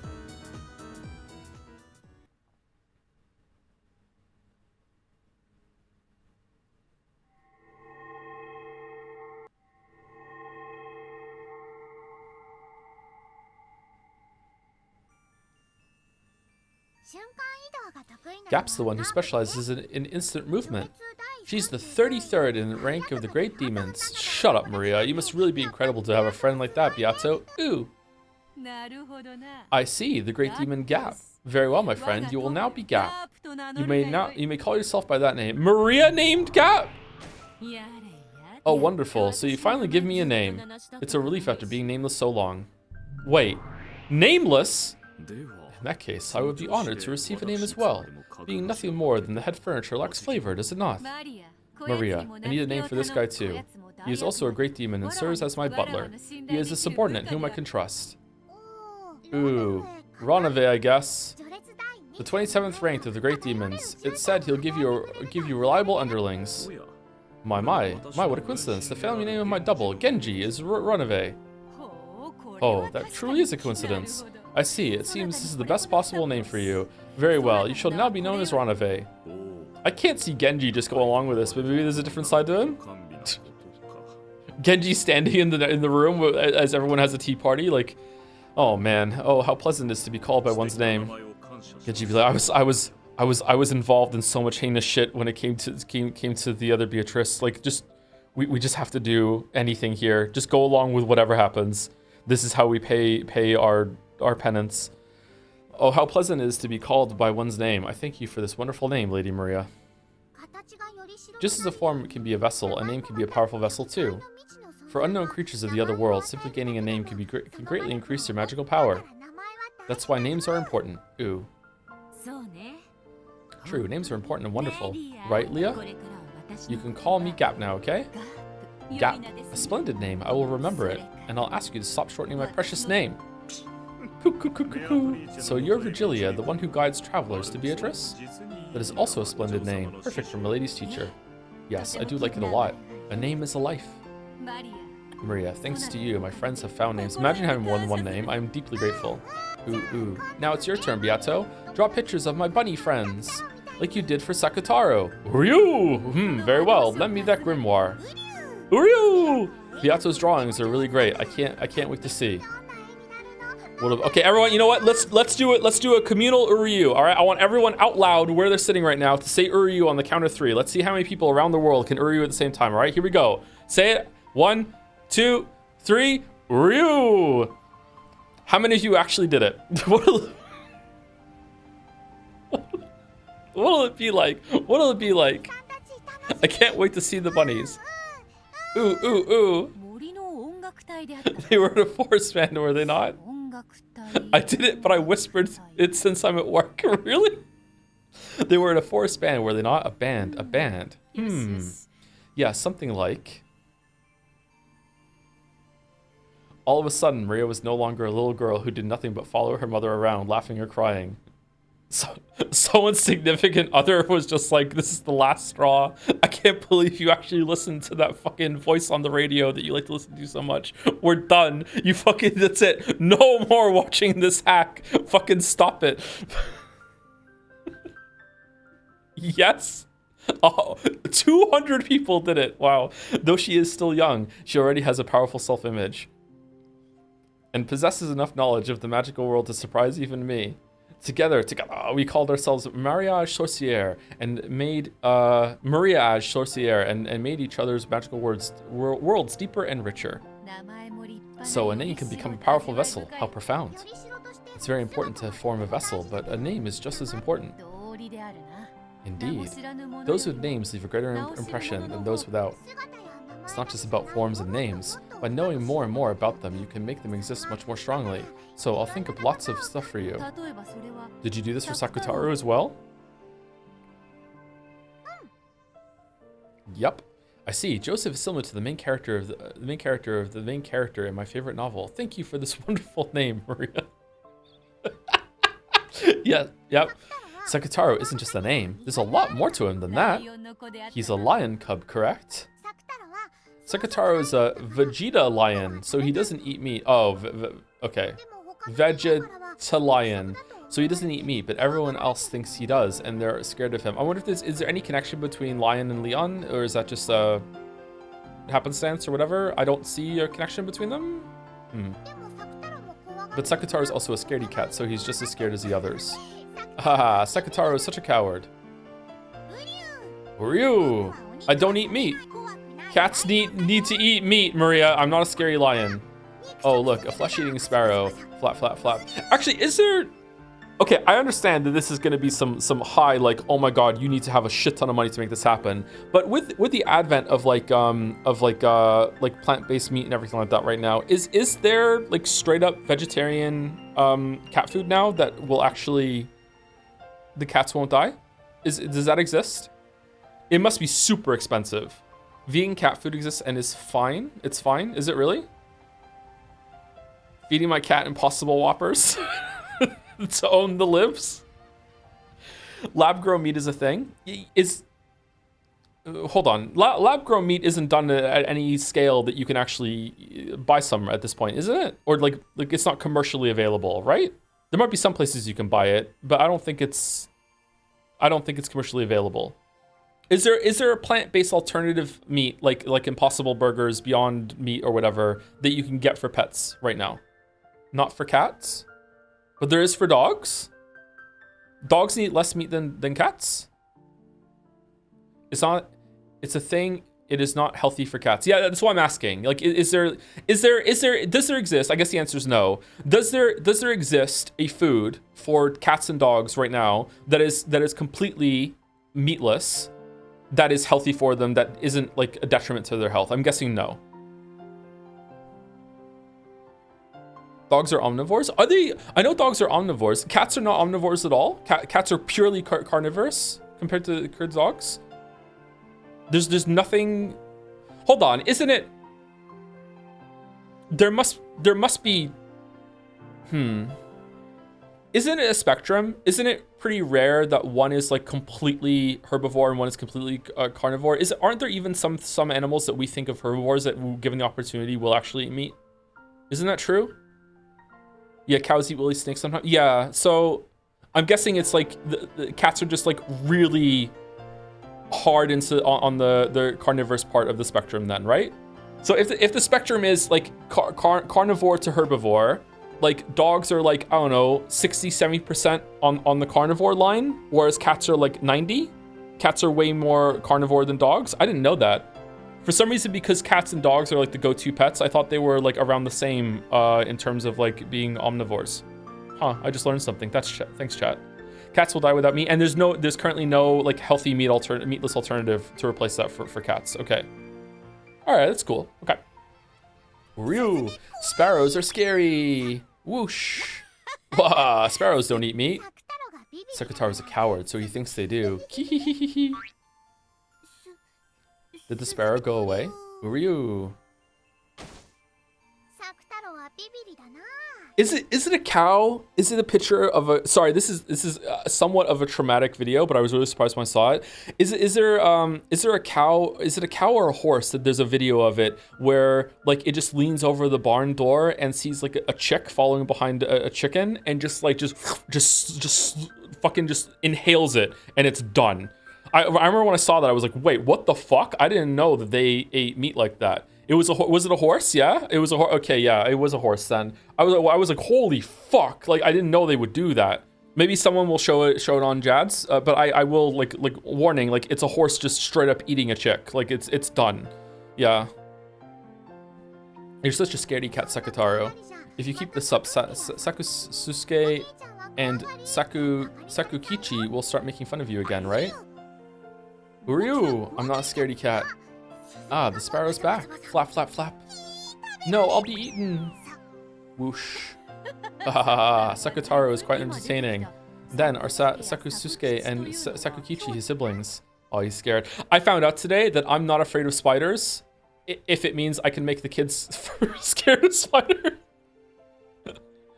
there was a spider, and I just picked it up, put it in my hand, and just like put it in front of them, had it run over my hand, had it dangling like a yo-yo for a while, and I was like, look, the spider, and they were like, ah! I was just letting it run over my fingers. I was like, yeah, and they were like, how are you not scared of it? I'm like, I don't know, like.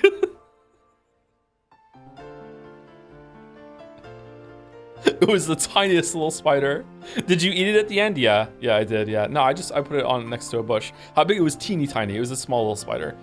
Yep. They're his little brothers waiting for him at home. Sakusuke is a lot more reliable than Sakutaro, and Sakukichi is so skillful he can do anything. They're all really good friends. They all play together on my bed. Your bed must be covered with lions. Lions. Yep. So I call my bed Lion Land. But there's lots of other animals too. Ooh, Ryu. Lion Land, is it? Sounds like fun. By interacting together, all of Maria's friends can reinforce their own existence. It's a magnificent world. I guess that means we should work on deepening our relationship as well. By strengthening our bonds, our existence and magical power will grow stronger and stronger. Let's expand our world more and more. From what I've heard, Maria's world has far more than just Sakutaro and the bunnies. I think I've been conditioned to check out a little bit whenever they're in the magical land and Maria's talking. Sorry. I'm not being very respectful of the story right now. Oh, I'm sure it's important, it's interesting, but just like they're just ripping off this Maria Ash Sorcier, and I'm like, okay, we can't let her beat us. My, in that case, shall we find more minions for ourselves? It's no fun with just the gold butterflies. After all, they cannot speak. I'd like some chatty minions who can talk, jump around, and fight with each other. True, of course it'll be better to spice things up around here. Here, in Maria Chaussière, we have learned how to expand our worlds and create new minions. By now, you may create new minions as often as your imagination allows. Milady, what about those? Could you make vessels of those dark tools you found when cleaning out Goldsmith's storage room? Oh! Oh, perfect. Minions created from dark-looking vessels like that will surely be fitting for me. There will be more and more of us, and it will get very lively here. Ooh, we'll get more and more new friends. Those are the stakes, and I think, was it confirmed or was it hinted at that Kinzo bought them thinking they were all the cult shit from America, but it turns out they were fakes or replicas from New York or something, and they're only like a couple decades old or something? I can't remember. That's my magic, and Beato can take my friends and give them a form. You can make them grow. You create them, and I grow them. Indeed. That's Maria Associere for you. Still, bunny ears are pretty hard. It might take some time before the bunnies manifest themselves. Be sure you make them cute. But of course, this is where I get to show my skill. Create a creature, give it a name, give it a form. Doing that is no different from giving birth to new life. Oh man, all the chans, that's terrifying. When a human gives birth to a child, they give it a form, give it a name to identify it by, and deepen its character by raising it in the world. Maria Ash Sorcière is doing exactly the same thing. In our world, we can create whatever creatures we think of, give them forms, give them names, and make them friends we can interact with. We were engrossed with our game in this world called Maria Ash Sorcière. Why is it so hard for me to say? At least Maria was engrossed. She would badger me to play this game every time she came, and of course, I was too. However, when Maria started happily writing something and I just sat there for a while, I must admit that I sighed and looked up at the sky, making sure she didn't notice. It's fun to increase the numbers of our minions. They make things lively, so I do not tire of it. I may have tired of my minions alone, but even that problem goes away when I can interact with Maria's as well. It takes two people to create a universe. I now have that second person, so I am satisfied. How do you feel about the apparent absence of Battler and Erica in this episode? I kind of miss them, to be fair. You're lumping Battler and Erica together. I do miss Battler, but I understand why this episode is different, and it makes sense.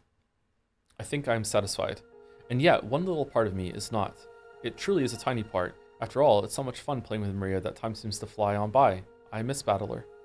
But even so, when I look up at the sky, during those short moments, I feel an empty feeling I can't describe. I know, my universe is not complete. My apologies to Maria, but she is not the second person I want to create a universe with. No matter how much I nurture my world with her, the roots of love in my heart leave gaps. 4 years have already passed since that day. He left saying he'd come for me riding a white horse, and I was the only one without a letter.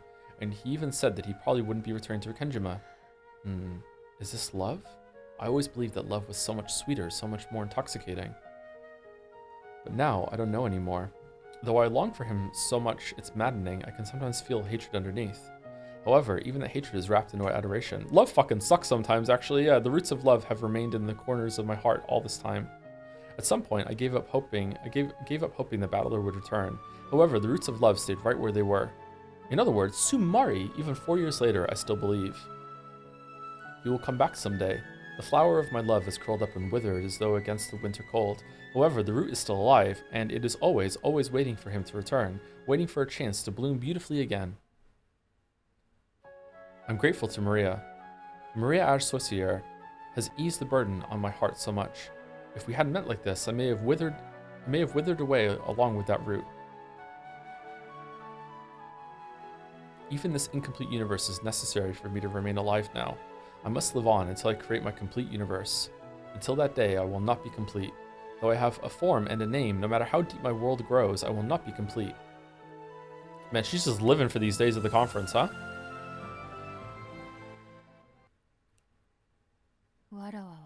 I am not complete. Beato? I accidentally muttered what I had been thinking and shattered our, delusion. Maria stopped talking to Sakutaru. I regretted that my slip of the tongue had ruined this fun time, but there was a long silence before I could smooth it over. I laughed, but it probably sounded hollow. Maria, not knowing why my face had suddenly changed like this, looked taken aback. Though my minions will each deepen this world and their own existences, becoming full, I alone will never be complete. I know why I will not be complete. It's because you don't have enough magical power. Maria answered instantly. Beatrice has lost her magical power and is unable to regain the strength she once had. That's how the story goes, so Maria's answer was correct. That's right. I may be incomplete because I have lost my magical power. In that case, if my power becomes complete and I revive in the truest sense, will my world become complete as well? Does that mean that the person I want to nourish the universe with will come back? If, as I claim, I really was able to control miracles at will in the past with my magic, then if I succeed in reviving, would that miracle definitely occur? If such a thing were possible, I'd want true magical power to use for my resurrection. That's right. It's because I do not possess enough magical power. Poor Beato. It must be pretty inconvenient with your magical power still weak. I want to get it back, quickly. My old power. I guess you'll have to do that then. What do you mean by that? The ceremony of resurrection! The ceremony of the portrait's epitaph! If you read that epitaph literally, it does sound like a witch's resurrection ceremony, because Kinzo wrote it that way for no fucking reason. To Maria, who believes in witches, the epitaph must be a ceremony in itself. Unlike the other family members, it seems that she's not very interested in the location of the hidden gold. If that epitaph's riddle is solved, one might learn the location where Kinzo hid all the gold I once gave him. That's the gold you created with magic, right? Indeed. A crystallization of the great magic I possessed in those days. Delivered via submarine. In that case, if you get that gold back, your magical power will go back to normal. Perhaps. It will. Ooh. It's got to be your resurrection ceremony. I'll help, so let's solve it together. Then you'll revive. And when you do, you'll take me to your golden land. How is there another episode? What the fuck happens? Oh, shit. Okay, so this is definitely the... Look, there was no magic. Oh, no. Oh, no. Oh, no. Oh, fuck. So this is the... Look, there was no magic. Here's what really happened. Episode 8 is going to be like, no. Here's the magic. Oh, no. But what's going to be the conflict? What would they go through?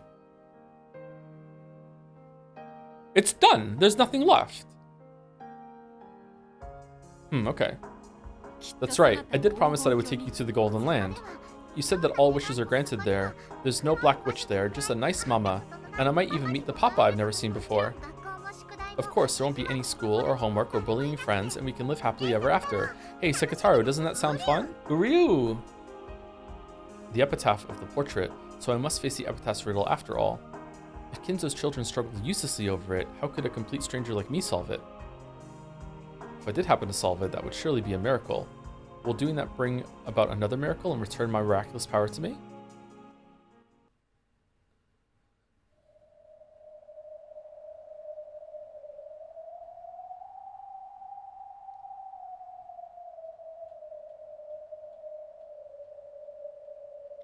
Behold the sweet fish river running through my beloved hometown. You who seek the golden land, follow its path downstream in search of the key. So, am I to travel down a river in Kinzo's homeland in search of a key? As you travel down the river, you will see a village. In that village, look for the shore the two will tell you of. There sleeps the key to the golden land. There may be villages if you go down a river, but what is the shore the two will tell you of? The one who obtains the key must then travel to the golden land in accordance with these rules. So, those who do not have the key need not need the rest. I do not understand it, but that's how this riddle is. It's practically unsolvable, so solving it would be a miracle. That much makes sense. I felt a stabbing pain in my body. The anti-magic toxin had burned my skin.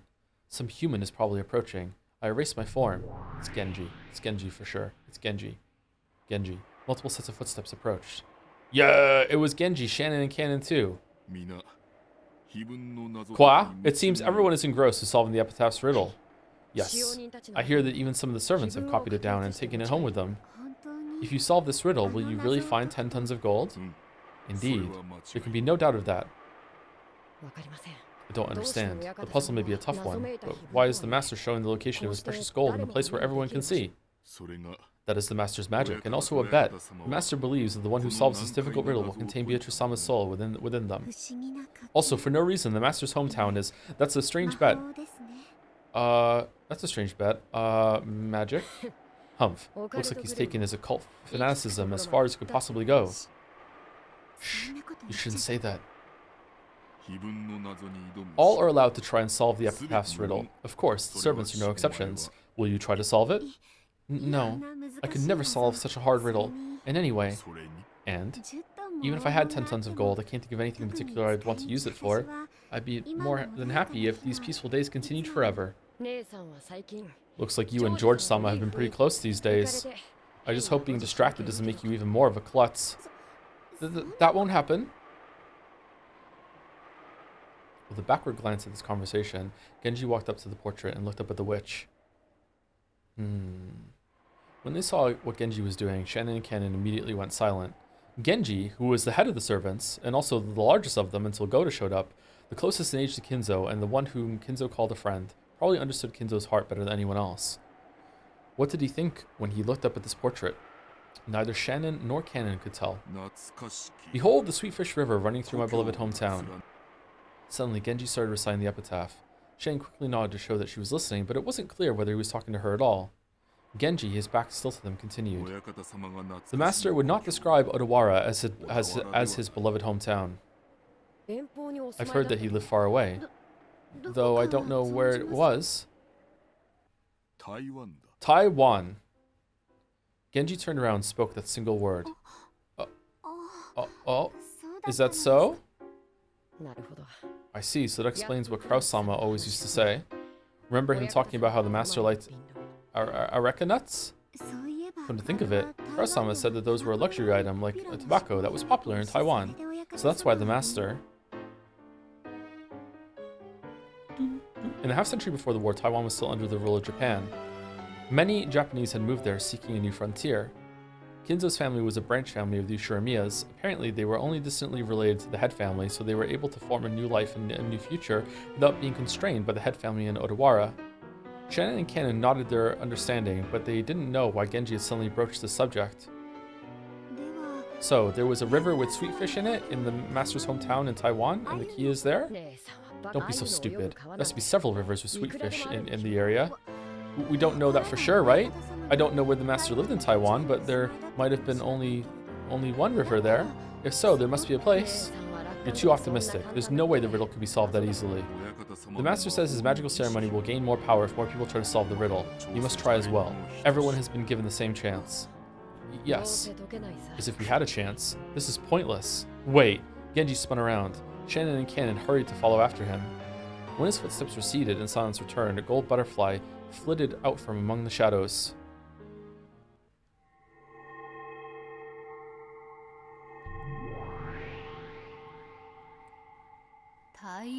Taiwan, is it? Oh, so we live quite far away. Behold the sweetfish river running through my beloved hometown. In other words, Sumari, a sweetfish river running through Taiwan?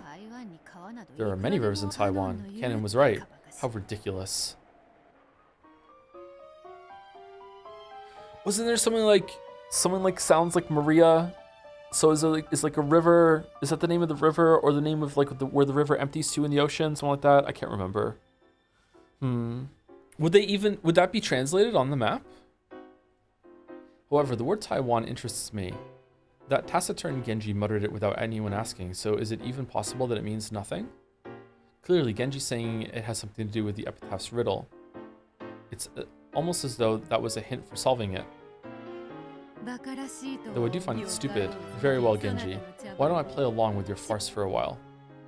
Taiwan. I've traveled the world at times during these past 1,000 years, but I know nothing of the place. To counter my ignorance, I shall need a crystallization of knowledge. That which is smoothed out and pressed into many sheets. What is called a book. Where might I find a book about Taiwan? Kinzo's study is the first place that comes to mind if one is looking for books. But that won't work. The trauma in that room prevents me from entering. So, the library, is it?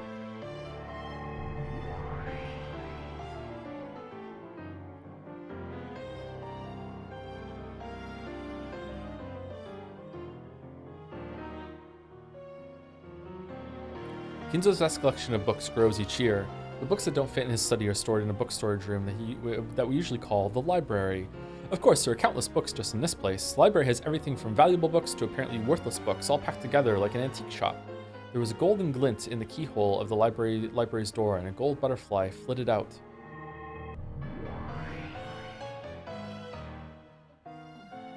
Stinky as ever, I see. Oh, we're in that timeline. Dust, mold. I see, so this is the stench of knowledge. Well now, how can I find a book on Taiwan amongst all this? The prospect is almost dizzying. However, I realized right away, if I wanted to quickly find out about Taiwanese rivers, I didn't want a book on Taiwan. I wanted a book on rivers, an atlas. There must be one of those somewhere around here. Search, my butterfly minions. Find the book I seek in this dusty, noble graveyard of knowledge. Wahahaha, wahahaha. A cloud of countless gold butterflies appeared at my feet.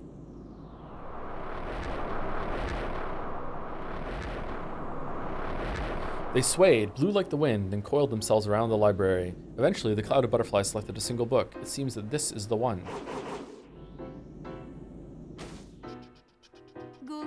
Well done. A world atlas. Asia volume. Perfect. It was a grand, thick, illustrated encyclopedia of maps, several volumes long. There was even a thick section on Taiwan. This should be plenty useful. Taiwan. 394 kilometers north to south, 144 kilometers east to west. An area of roughly 36,000 square kilometers. Oh, Taiwan's pretty small. Oh, that's pretty large. Okay, fuck me then, okay. By area, that's about the same size as Kyushu in Japan. This led Beato to a very natural question. Just where on this massive island did Kinzo live? Genji mentioned Taiwan, but that's all. How careless I've been. Beato had vaguely assumed that the riddle would be solved in a flash if she could just look at a map of Taiwan. However, Taiwan is no small place. Taiwan small, lives in Canada. Isn't Canada the second largest country in the world? However, Taiwan is no small place. Just which part of this large island did Kinzo call his beloved hometown? I kept looking through books in this dusty library, sometimes having to cough. And I was not happy with being stuck in a place like this. So largest city is Taipei? It says here the Japanese people used to live in a spot called Taisho. Taisho? Taisho? So is that where Kinzo lived? No, it's too early to be sure of that without proof. I feel like I've read that word before. I'll skip to the next part before I settle on anything more specific than just Taiwan itself. A sweet fish river running through the hometown. What's this? There are 129 rivers in Taiwan. Yeah, but it could be a street. It might not just be a river. God, 129 rivers. And how many of those have sweet fish swimming in them? Just thinking about it is dizzying. Is there like a sweet fish street?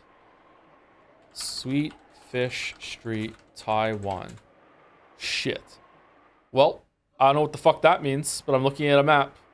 No, I don't understand any of this. This was quickly becoming ridiculous. Genji must have been muttering nonsense to him after all. I only thought he was giving out a hint about the epitaph. So the reward for the fool blinded by gold is dust. Cackle cackle, nice one, Genji. I tossed the book aside, used magic to turn a bookshelf into a sofa, and plopped down on top of it. For a while, I grumbled about getting tricked and looked up at the ceiling. I was annoyed, so I felt like gathering all this room's dust, packing it into a ball, and tossing it into Genju's teacup. So I glanced down at the floor, Googling Gary over. I can't speak Taiwanese, so like I was hoping that it would pop up and be like, yeah, here's a street called Sweetfish Street or whatever in Taiwan that's translated, and it didn't really. There was like a salted fish one or whatever that jumped up and on the map. The book I had thrown away lay open on the ground. A gold butterfly was resting on that open page. Tossing a book at random and reading an oracle from the page it happens to open is kind of a ritual. I see, so that page might have some sort of hint. Not entirely convinced, I picked the book up. The open page was probably very near the one I had been reading. Apparently it was a page explaining Taiwan's geography. Oddly enough, it was a page about rivers and lakes. I already know there are 129 rivers. Is there something else you're trying to tell me? There were 6 major rivers listed. Shui River, Kaoping River, Danshui River, Dajir River, Zhengwen River, Dadu River. Oh, now then, which of these rivers might have sweetfish in them? All of them, Lamayo. An idea came to me then. Sweetfish are freshwater fish, and you don't find ocean water in rivers, unless it's extremely dirty or blocked by a dam. Any river might have sweetfish in it. How foolish. All rivers have fresh water in them. What's stopping sweetfish from living in any river? Come to think of it, what a foolish name this Danshui River has. Freshwater river? What sort of river isn't a freshwater river? It would only make sense to name a river after what's in it if it were literally anything else. Danshui River flows from Tapai to the harbor town of Danshui. I see, it isn't called that because of the water in it, but because of the town at its mouth. As you travel down the river, you will see a village. In that village, look for the shore the two will tell you of. I realize that this is stupid, and yet there's something about this town. Behold the Sweetfish River running through my beloved hometown. That line should be talking about one of the 129 rivers. Sweetfish are freshwater fish, and here's this freshwater river flowing down to a town called Freshwater. It's like a strange trivial word game, or it could be some kind of code. I've been looking for books here for so long that the dust is piling up on me. If I give up now, it will all have been a waste of time. Fresh?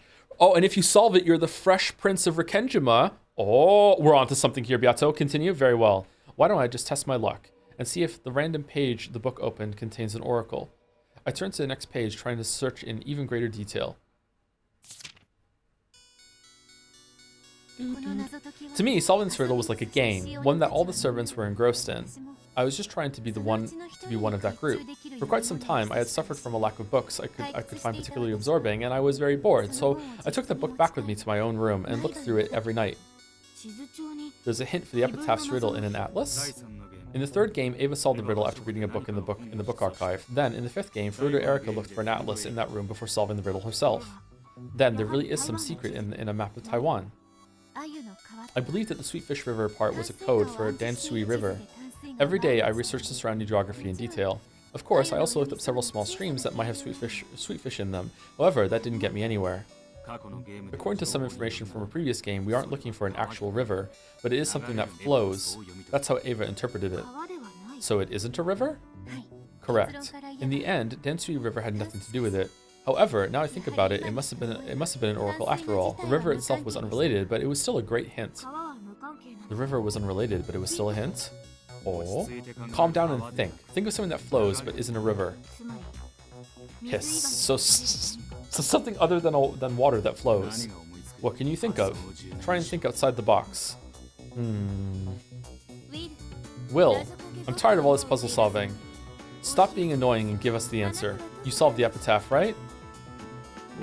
Probably.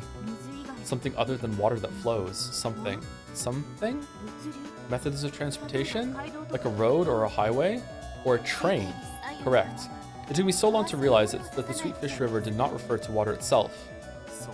That's right. There's something other than a river with the name Danshui. Something that both people and things flow up and down. It's a trade network, and it's like a trade route, and that route carries sweetfish on it for sale up and down. You mean? That's it. Railroads.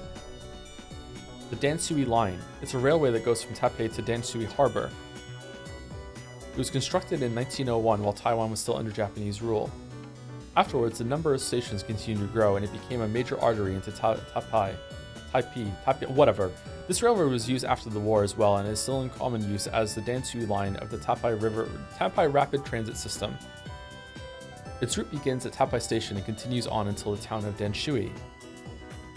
Taipei Station, Chang'an, Tai Shogai. Station. Okay.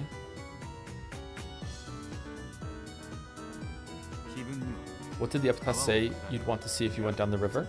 A village. There's only one station on the Danshui line with Sato, the character for village, in its name, and it's the Sato Station.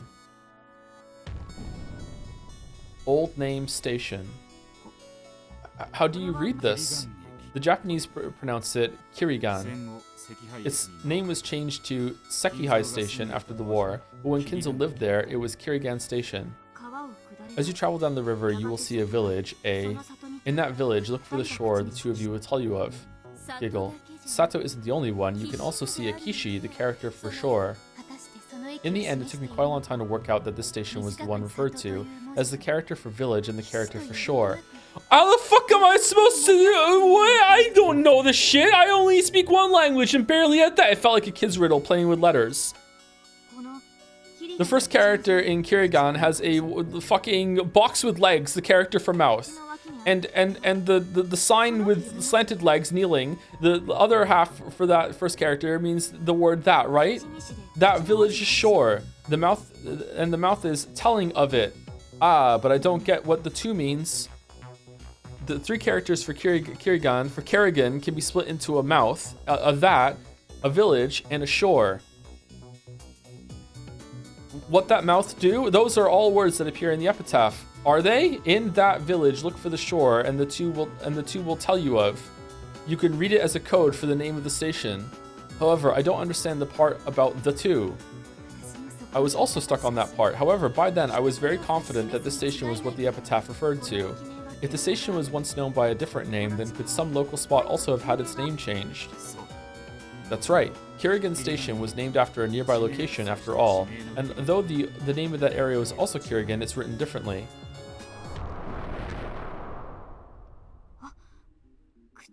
Ah, there are two mouths.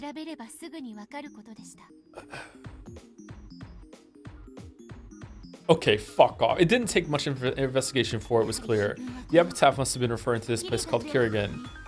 Then, this is where the key to Golden Land rests? That would be the obvious answer. However, I couldn't make the long trip. Yeah, sure. Yeah, I couldn't make the long trip to Taiwan to check. And of course, the place known as Kirigan is quite large itself. If a tiny key was hidden somewhere there, I'd never find it. I was at a loss. But you didn't give up. I was certain that I found the answer, at least the first 5 lines of the epitaph. In my eyes, it truly was an entertaining game, no a mystery. Okay, now this becomes some sort of word game that you have to remove letters from now. I almost gave up then. However, there was no doubt that I had the key in my hand, so I decided to travel to the Golden Land in accordance with the epitaph. On the first twilight, offer the six chosen by the key as sacrifices. We can tell by this line that the key refers to 6 things. Reasoning makes it possible to see that this couldn't refer to a physical key. 6 things? Yes, 6 things. I was merely a thick-headed human. I decided to look through books for anything related to the number 6. 6. 666. The location of the key called Kirigan was hidden by a word game. That meant the 6 things was surely connected to some sort of word game too. 6. 666. I kept searching for 6. Is there some way to split up the characters in Kirigan to get 6? A good idea. Still, no matter how much you stare at those 3 characters, you won't get an answer. Especially if you fucking don't know Japanese. The problem here is that Kirigan is just the Japanese reading of the name. Then how did they pronounce it there?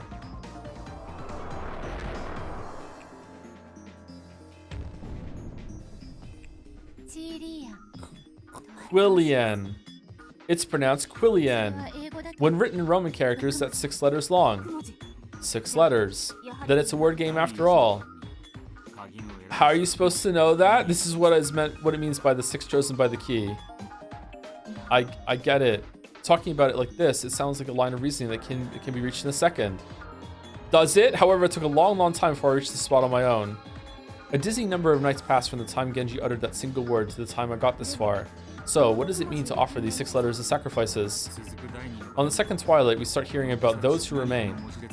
Reasoning opens up the possibility that the 6 letters of the key are being removed from an even larger set of letters. However, what could the 6 letters be removed from? That puzzle worried me for a long time. It's like the start of an entirely new riddle. This time, I would have to solve it all by myself, without any assistance. In a previous game, I'm pretty sure Aunt Rosa formed some sort of theory about the first twilight. Right, that theory about a 10-day journey ending at the 10th twilight.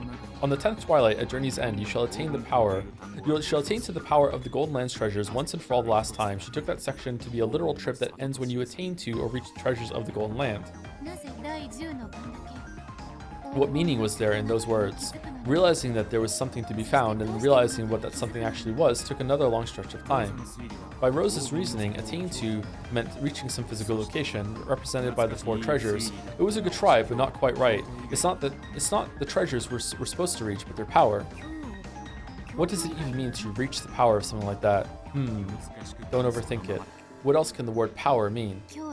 You reach, or rather, raise yourself to the power of the 4 treasures. Starting at twilight number 10, and this is done once and for the last time. Oh, so it's an exponent, like a math problem.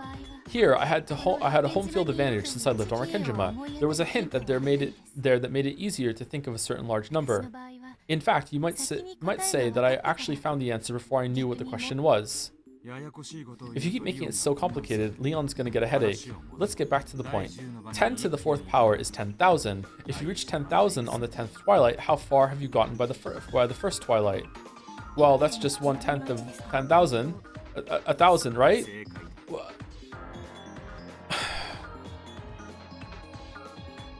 Right, but while that gives us a single word, it has nowhere near enough letters and it doesn't match the key at all. However, the end of the line says, you will attain to the power once and for the last time. If we interpreted that as raising 10 to the 4th power once, then doing the same thing one final time, we end up with 10 quadrillion. That's 10 quadrillion at the 10th twilight, or quadrillion at the first twilight. As Battler guessed in the 5th game, it has 11 letters. Or should I say, as you guessed, giggle. So the word is quadrillion, and you've taken letters out of it to make quillion. Strangely enough, both words begin with Q. I felt that this just had to be right. Leon took a notepad from a pocket and spelled out quadrillion to quillion. The 2 words even look similar at a glance. That's right. It's true that the 6 letters chosen by the key are right there inside quadrillion. So what happens if we take them out?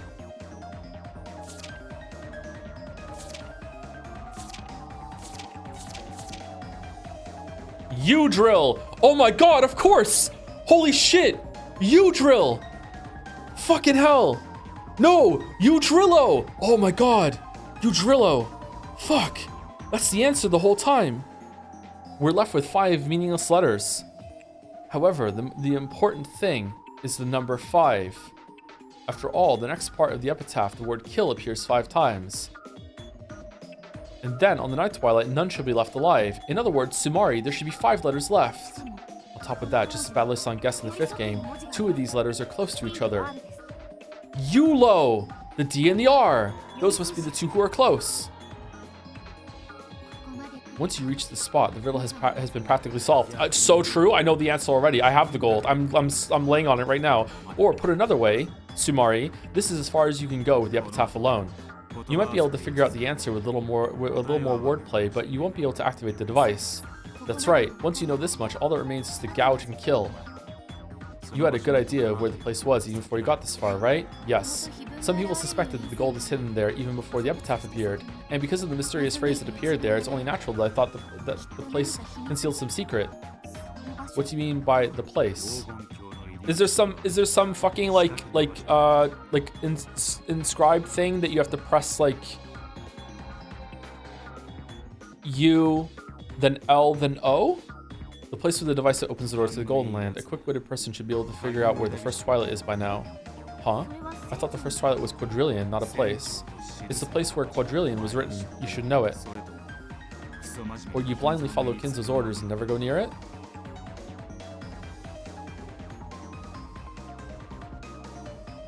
gotta be the church. It's gotta be the church. The cathedral, it's gotta be.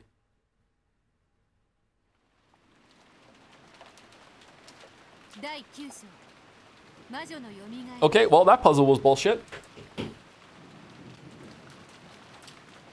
Do do do do do do do do do do do do do. Dr. Jones, if I finally can get through. I see you have finally gouged the head and killed Dr. Jones. Unfortunately, I have been here long before you.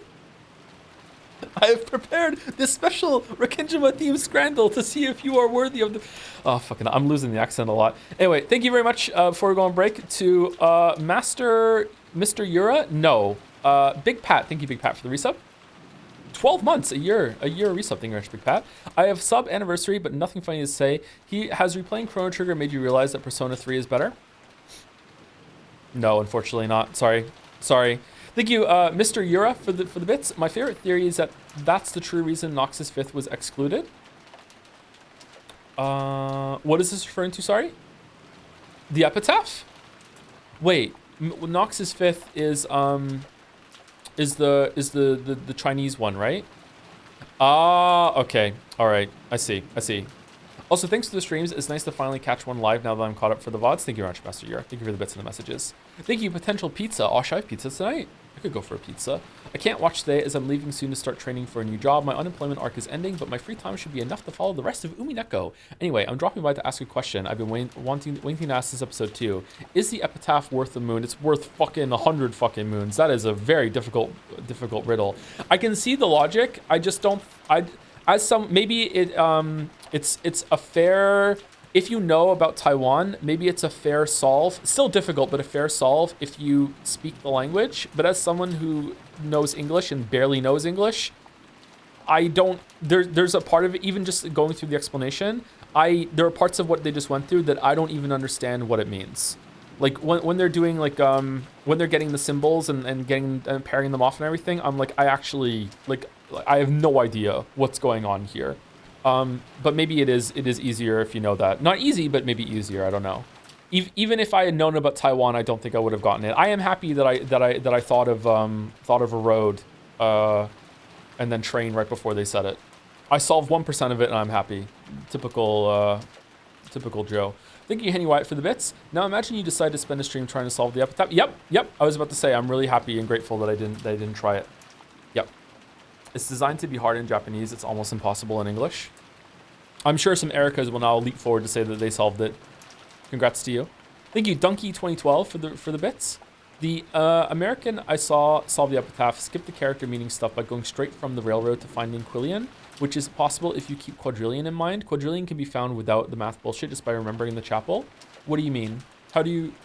Oh shit, wasn't there a line? Was it quadrillion? Wasn't there like a big line or something? Like there's a big chance of her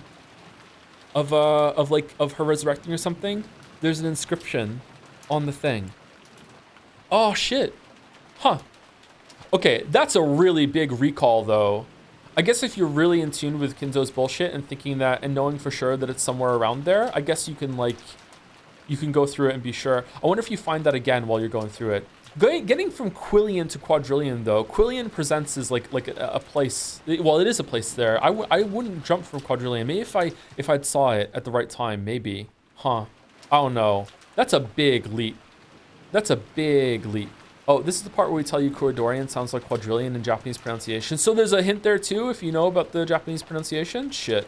The thing about the riddle is that it had to entertain thousands of internet Sherlocks for years until the answer is revealed. So yeah, it's kind of bullshit by design. Did anyone solve it beforehand? I guess some people did solve it. I guess. Huh.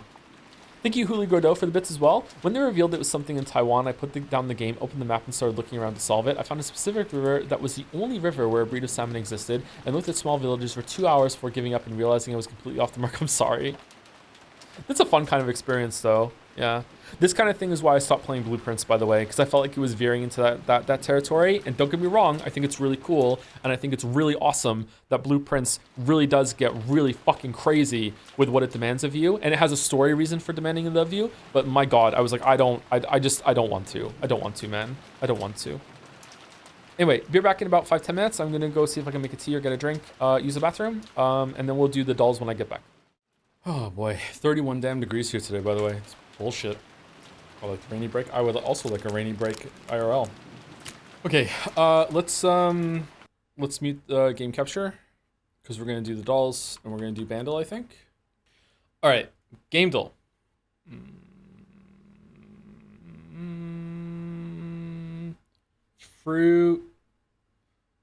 Fruit being bundled up. Fruit man, fruit ninja. It's fruit ninja. Nope.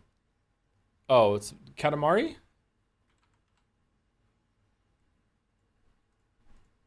Yes. Which one? Katamari Forever. Nope. Katamari Zero. We love Katamari. Nope. Katamari, I forget which ones I've done now. Beautiful Katamari, fucking hell. It's reroll. Katamari Damacy reroll. Hooray! It's weird, no one ever has asked me to stream this game before. I would happily do it if there was an audience for it, but apparently no one wants me to. Never have experienced a game so unique that it redefines my expectations, like this one. A wonderful game, Game Source Monthly, September 1997. Revives a lost gaming genre and takes it to new heights. One of the deepest, most involving and most cleverly redesigned games ever released on the PlayStation. Huh. I mean, this kind of looks like the Soul Reaver guy to me, but I don't think this background would be there. Was Soul Reaver that long?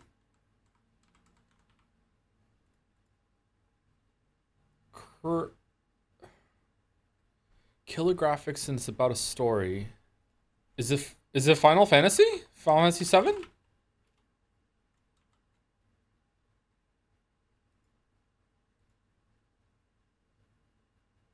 Abe's Odyssey? No. What the fuck? Hello. Follow me. Okay. All right, Bandle, can we hear it?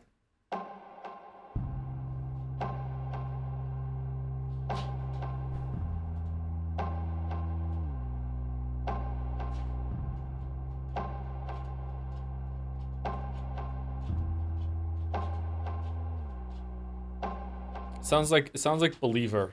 Sounds like Believer by Imagine Dragons, and if it isn't, it'll just be really funny. It's not.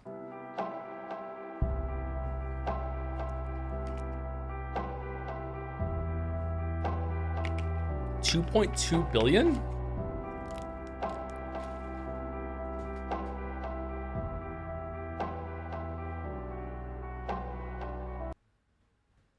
Hold on. 2018, I was... How old was I in 2018, chat? What year is it? It's 7 years ago, right? I was 32. 32.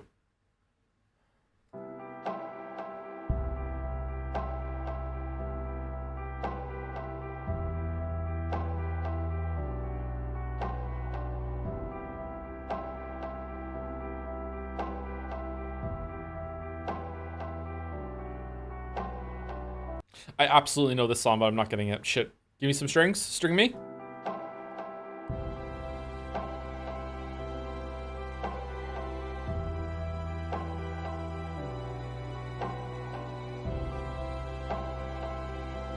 Aw, is it 21 Pilots? It's not, is it? I will be fucking mad if it's 21 Pilots and I don't get it. What is it?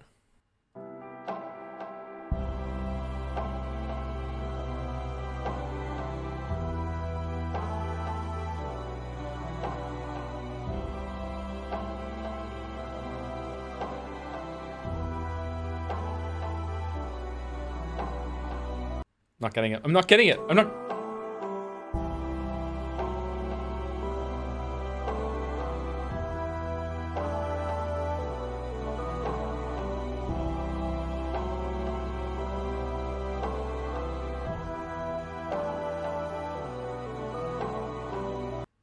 Fuck. I don't know it. I can't get it. Charming, delightful. I know the song, but I haven't got it. Fuck. Oh, man. Billie Eilish and Khaled, lovely. I do know this song. Fuck. I do know this song. This is not one of my favorite Billie Eilish songs, unfortunately, but I do know this song. Fuck. Shit. God damn it. Let me shock the hell out of you. That was still better than the ending of the first game. That was still better than the ending of the first game. The ending of the first game is ridiculous. This could be a lot of things. Danganronpa. Chad's saying Danganronpa. Let's go Danganronpa. Is it 3 or 2? Danganronpa 2 has a worse ending than Danganronpa 1. It's gotta be 3. No, it was before that? What the fuck did we play before that? Was there a year gap between Danganronpa 1 and 2 and 3? There's no way. Yeah, okay. What is this then? What fucking weeb ass shit did we play before Danganronpa? God of War? And it's not God of War. Evil Within? Evil Within 2? Maybe it's Evil Within 2? Oh, wow. What a pull. Okay, so if you guys weren't here for the first game, or haven't played the first game, let me just shock the hell out of you. That was still better than the ending of the first game. That was still better than the ending of the first game. I actually don't sound that baby there. What the fuck? Alright. Not bad for a dead guy, huh? Dark Souls. Fantastic game. Lets me fulfill the fantasy of being a speedrunner despite not having the skill or time to be one. Dust Force. Finally, a game tailor-made for many people like me. 3.4 hours on record. Aw, chat's saying neon. Is it neon white? Wow, it was! Would I have gotten this? Maybe on that one. CSGO surfing. Alright. Dogshite. Neon White's a really good game. Can we choose it? Yes, we scrant. Holy fuck. Bavette steak and potato with potatoes and garlic. Food included with ticket. 80. Okay, people are not. That potatoes look really good. Right looks pretty good. Includes a pint. Fucking hell. Are people going to understand that right is free? Left. Okay.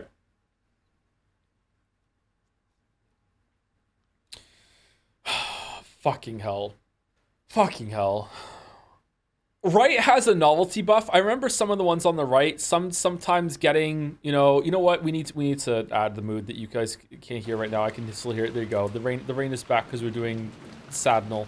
I think right has a novelty buff. Left just looks really, really sad and awful. Like there's no condiments on it, nothing.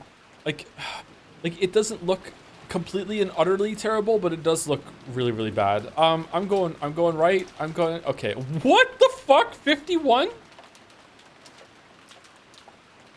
Oh, I don't like that. That's reminding me that I'm getting older. No. Oh, God, no. No. No. No, no, no, no, no. No. Okay, good. That's off the screen. Good. Okay. Now it's about when I was younger. All right, left easy. Left easy. That's amazing value for that matrix. What the? How is that not 98%? What the fuck are you talking about? Vendance fish with mashed potato versus Korean corn dog. Okay, left is too much. It just looks like it's still fish. I'm going right. Yeah.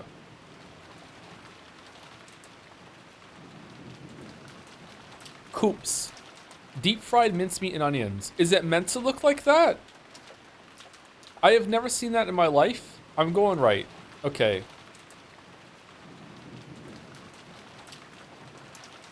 Reggae wings and Perry chips versus the Big Boss. X-Elf chicken breast, fried mozzarella with fries. Okay, I can't see the fries. That looks awesome. I would destroy that. Left is also pretty good, but I might not like it, but I would definitely try it. The fact that we can't see the fries, this sort of shit on the left usually scores really high. I'm going left. Yeah, okay. Okay, all right, don't get nervous. Don't get nervous. Don't get nervous. Pastel de carne, meat pastry. That looks like fucking ass, right? Yep. What? What do you mean 75%? What are you talking about? No, no, no, no, no. No, no, no, no, no. We're stopping to talk about that. What the fuck are you talking about? Is it meant to look like that? What's that? How is that 75? It looked moldy. That looked fine. It's meant to look like that. Really? It looked good? Really? It didn't look good to me. I've never had that before. Is that what it's meant to look like? Sorry, I don't mean to be judgmental, but it doesn't look that great to me. It's just greasy? Really? Ugh, okay. There was meat inside? Usually there's meat inside like meat pastries like that. Yeah, the problem is not the meat. The problem is how it looked above the meat. Okay, fish and chips for $9.50 versus sausage, pickle, and bread with a beer. That beer looks pretty good. You can almost reach out and like, you can feel the compression of that cup when you grab it, and then lift it up and just be like, yeah, refreshing. And you have like a cheeky little whatever to dip in. However, that fish looks like goated. That looks horrendous. What the fuck, Joe? What the fuck are you talking about? That looks horrendous. What? Have you never had fried fish, my weep? What are you talking about? The chips look pretty good too. $5.50 for a pint is pretty expensive. You get a sausage with it, with some sad ass bread and a pickle that's already in the ketchup, so it's kind of ruined. I don't know, man. This is anyone's scran. This is anyone's scran. I don't know. I don't know. My immediate reaction was to go right, but now I'm feeling like maybe it's left. That looks so good. And it's below the 10 quid cutoff or where price starts to matter. I don't know, man. Left. Shot! God damn it! Damn it! God damn it! Damn it! Damn it! Damn it! Damn it! Damn it! Barbecued pulled pork with cheesy chips. That looks really good. Beef stew, that also looks really good. Holy shit. With horseradish and herb dumpling. These both look awesome. The cheese is weird to me. It kind of looks like Jupiter. Yeah, I know what you're talking about. Oh, I'm going right. I'm going right. I feel like it has more universal appeal. I'm going right. God fucking damn it.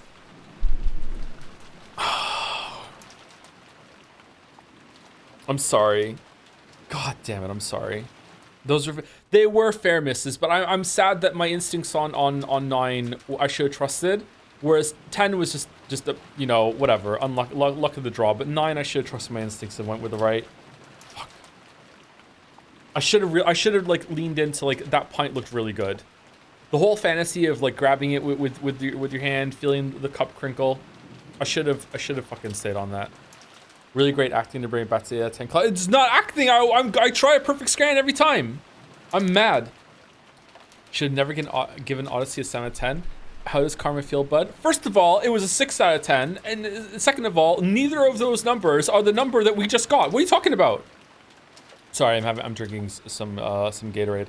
Thank you to Fedaleo 1995 for the resub. Unfortunately, I have to start to put away money for exiting life stuff, so this is the end of my sub, but we'll still lurk. Well, thank you very much for subbing while you did, Fedaleo. Thank you very much.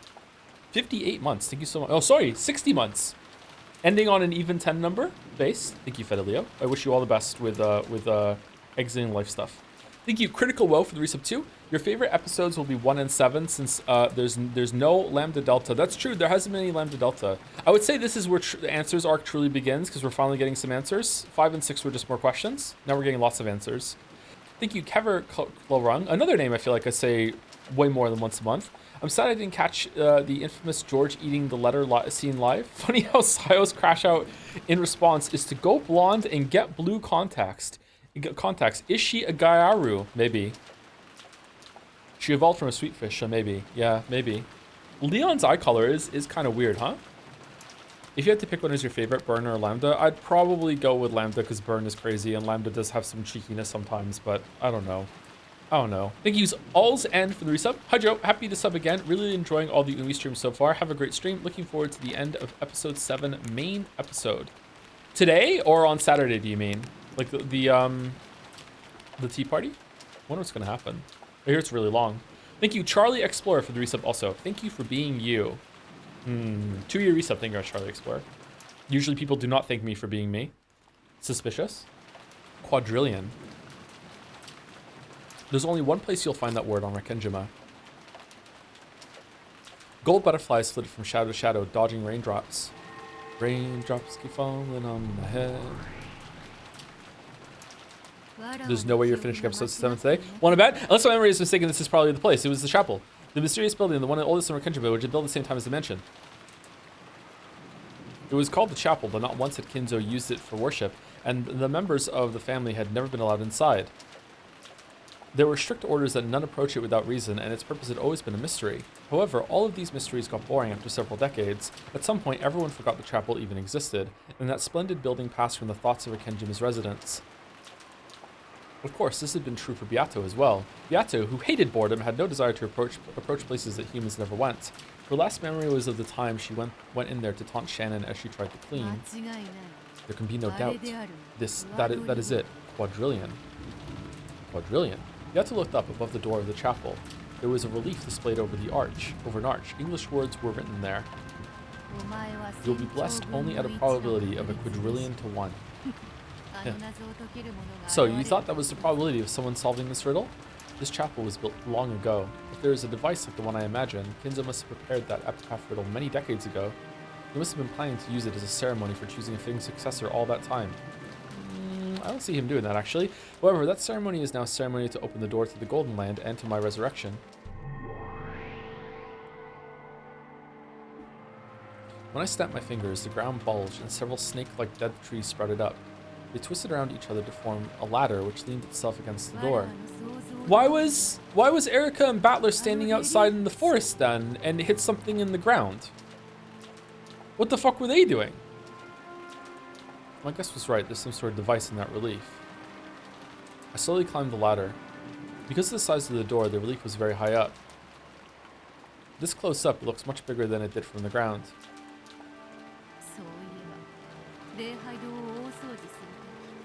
Come to think of it, whenever we cleaned the chapel, this relief was the only thing that Genji always made sure he polished himself. I always wondered why he didn't leave something so trivial for the younger servants.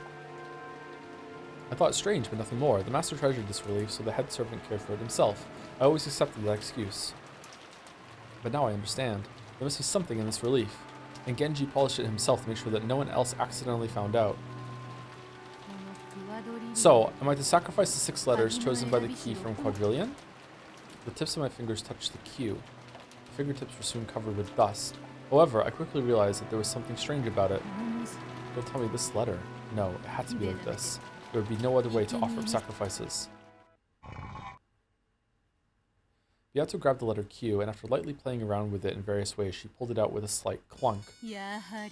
Just as I thought. Here's the Q I pulled out. And this part's a wedge. No, it's a key. The key was attached to the back of the Q, and it had been stuck into a keyhole in the relief.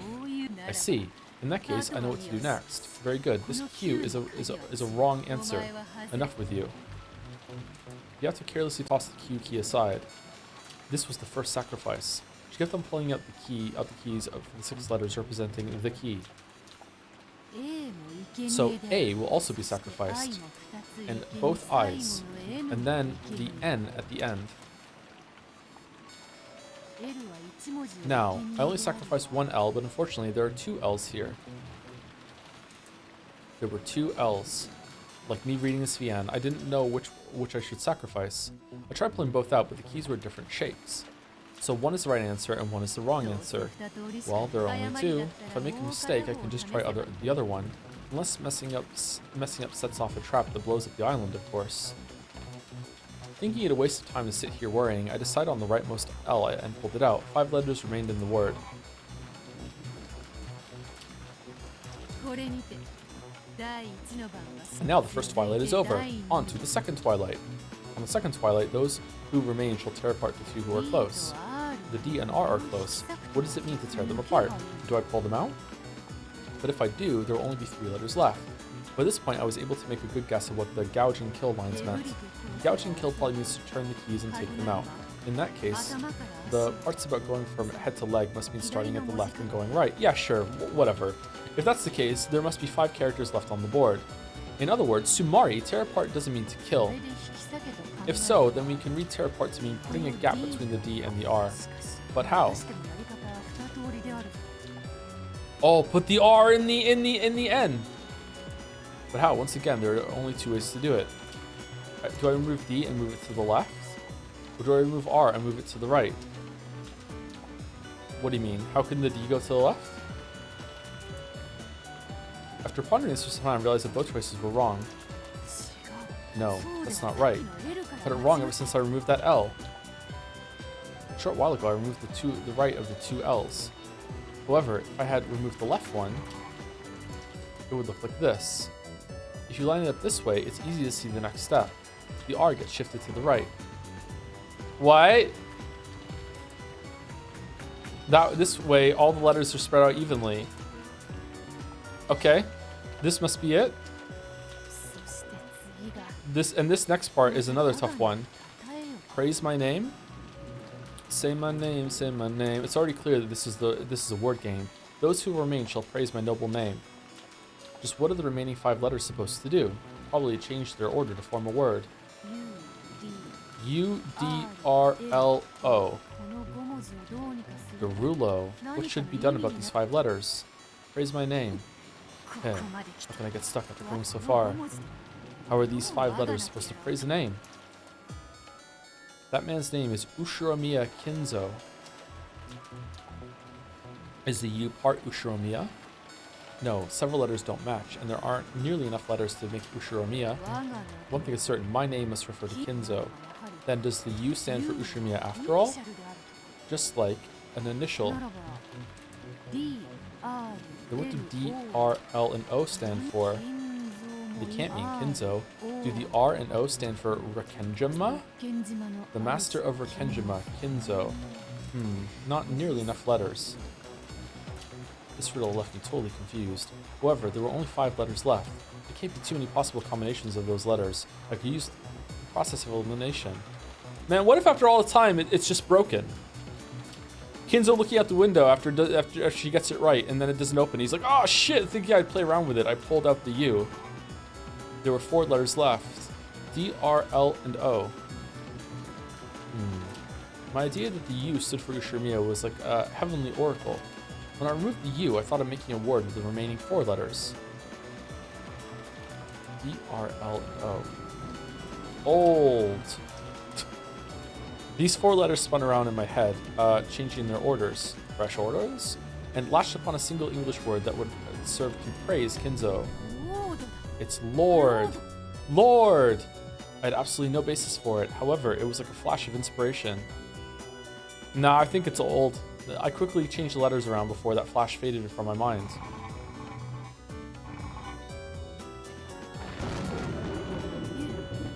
Lord. Lord. You. Lord Ushiromiya. Lord Ushiromiya. Lord Ushiromiya. I can sing on the 4th twilight. Gouge the head. Oh ho! It was a key. So it wouldn't have turned if it was the wrong one. But it did turn. I managed to gouge it. I gouged the first letter, L, with a click, and then pulled it out. Then next, the 5th twilight, gouged the chest and kill. The O was gouged and pulled out easily. Then the R, next the D, and finally the U. I'm kind of enjoying it, even though it's kind of bullshit. It's fun. When I turned the key of the U, I could feel a resistance, as though some device had been activated.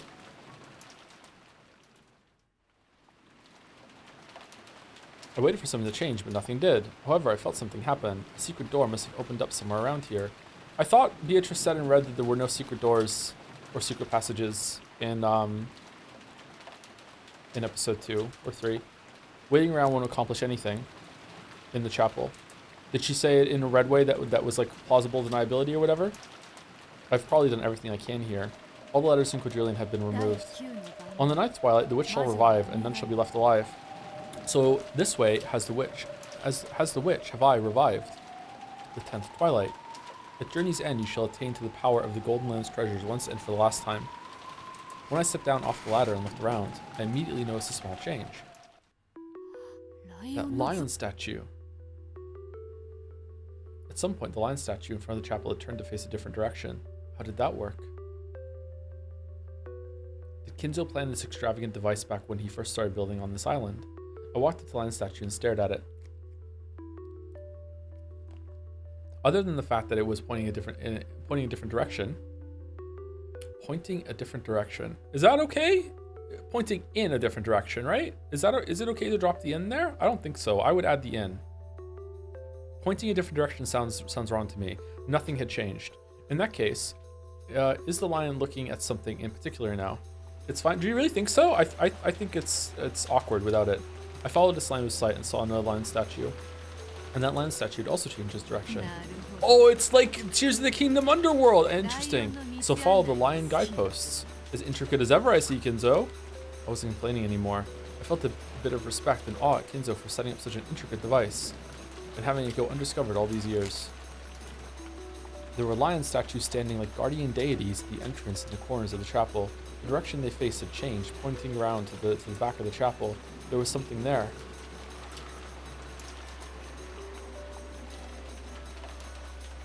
Okay, so when Ava solved it, and then Rosa just appeared after her, thinking, like passing it off that she had solved it too. Really, she had just followed the fucking lion statues when she came here. Okay, Rosa.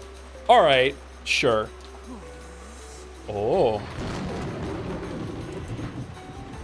It was no longer a surprise. This was after the contraption with the letters. After being guided by the lions, so when a gaping open secret passageway appeared, with stairs leading down to the darkness below, it wasn't surprising to me anymore, and down at the bottom was the liner saying, "This is not allowed." So, is this the entrance to the Golden Land, Kinzo?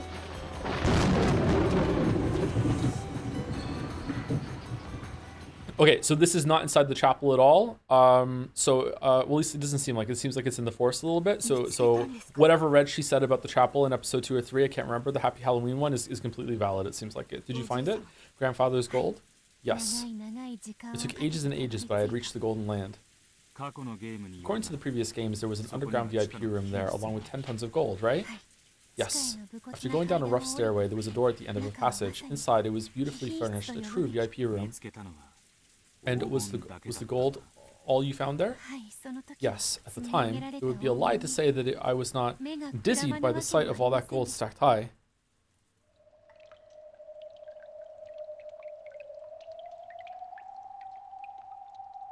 Isn't that part of the military base? Was it repurposed, maybe? Ooh. Is this real? I lightly touched the pile of gold with my finger. It was hard and cold. I must have imagined that it would crumble like a sandcastle if I touched it. Now there could be no doubt. This certainly was a 10-ton pile of gold ingots.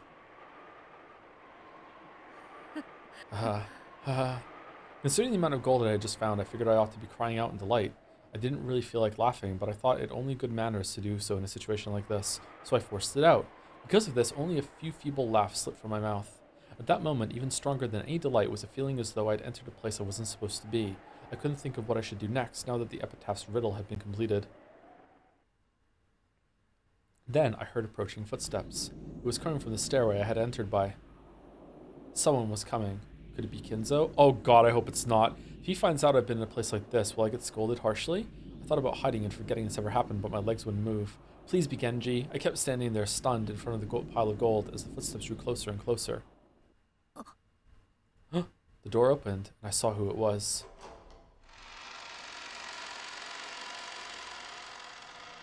It wasn't Kinzo. Thank dog. You. Did you reach this place by your power alone? Indeed. For some time, Genji stared at Beato in silence, as though he was calculating something. Then, he slowly clapped his hands together. He did it again, over and over. It took quite a long time before I realized that he was applauding me.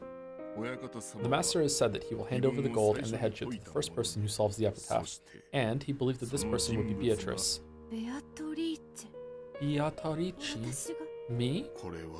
This is fate. It is fate that brought you to this day. I didn't really understand what Genji was saying. Neither does Genji, don't worry. Surely the shock of seeing the gold still had me paralyzed. Come this way. Okay. Genji, my opinion of you is going to plummet if you take her to Kinzo. For the love of God, please. Genji opened a closet. Inside was a torso wearing a beautiful dress made of black cloth and golden stitching. When I saw it, I understood it immediately. It was the witch's dress. The black dress worn by the Beatrice in the portrait. Oh, that's where the dress comes from. Okay. Because there actually had to have been someone wearing that dress in that scene when Battler speaks to her on the balcony. Change into this. It is something you once wore. I'd never worn a dress like this. However, I understood what Genji meant. This dress was the one that Beatrice once wore. And the one who displays a miracle by solving the epitaph is Beatrice. By reaching this room, I succeeded in the position of the real Beatrice, the one in the portrait. Why do I call myself Beatrice? Because the name of the Golden Witch who rules over Kenjima's night is Beatrice. That's right. I wasn't the real Beatrice. I was a different witch, stealing the name of the witch from Kinzo's delusions, and now I've succeeded the real Beatrice. By solving the Epitaph's riddle, my resurrection will be complete. I was the one who decided on that rule. However, this really was a ceremony to resurrect Beatrice. In the past, I believed that I could create my own fate with my magic. How ironic that one who could control magic at will would be guided by fate to this place. At that moment, I had no choice but to truly accept and believe in this word called fate. And after I put this on, you will go to the master. Ready yourself. Fuck no, Genji, what the fuck, bro?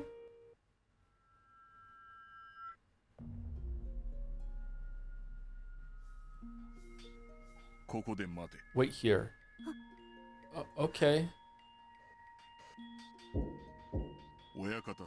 Master, it is Genji. After Genji knocked, the sound of the study's door unlocking could be heard. I hope he has a heart attack and dies right now or something. I don't know. After a single glance telling me to wait, Genji entered alone. Wait. What year is it? How many years was Weekend at Kinzo's? 2? 3? I cannot believe that this day has come. Fate can be such a strange thing. Kumasawa was with us too. Kumasawa also has thoughts. I thought this dress, which didn't really suit me, would lead to a lot of jokes, but she didn't laugh at me at all. On the contrary, when she saw me, her expression had turned stern, as though a long-awaited day had finally come. My heart raced. Supposedly, anyone should have been able to solve the epitaph. There shouldn't be anything strange about me solving it. Genji and the others kept wearing serious expressions, and that, along with everything else, made this feel like some sort of grand ceremony. The suffocating silence continued. Eventually the door opened and Genji peeked out. Enter, Beatrice-sama.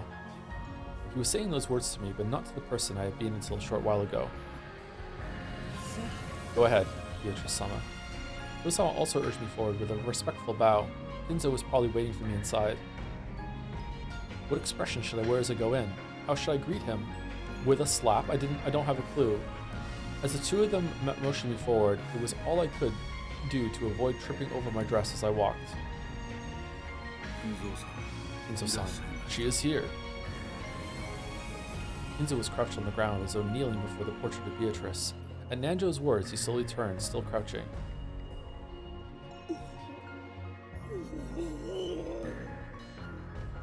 Kinzo's eyes were already red with crying.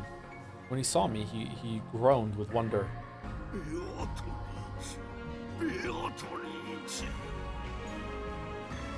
Had he even forgotten how to stand up? He crawled over to where I was. While calling out to me with the name of the woman he had loved long ago, I was too stunned to move. Kinzo grabbed the hem of my dress, gripped it tightly, then curled up and sobbed. I'm sorry. I'm so sorry. I knew how you felt, and yet I'm sorry. Please forgive me. Please forgive me. The words weren't directed at me. However, just standing here like this was all I needed to do. Kinzo's moment of atonement, the moment he had spent half of his life searching for, had finally come. A human's life is stained with sin, so humans seek forgiveness while they still live. However, in most cases, the person capable of granting such forgiveness is no longer on this earth. It was like that for Kinzo too. The one he sought no longer existed in this world. Instead, that forgiveness had been woven together by a miracle, and now Kinzo had received it. Okay, so unless there's a sudden turn in this scene, I get it. I get why the servants are loyal to Kinzo. He did something really bad. I get it. I just guess I'm too much of a vindictive asshole. He doesn't deserve it. Sorry to be this kind of person. Like I feel like I'm kind of understanding what it's trying to do here, but like but still fuck you. You know what I mean? Like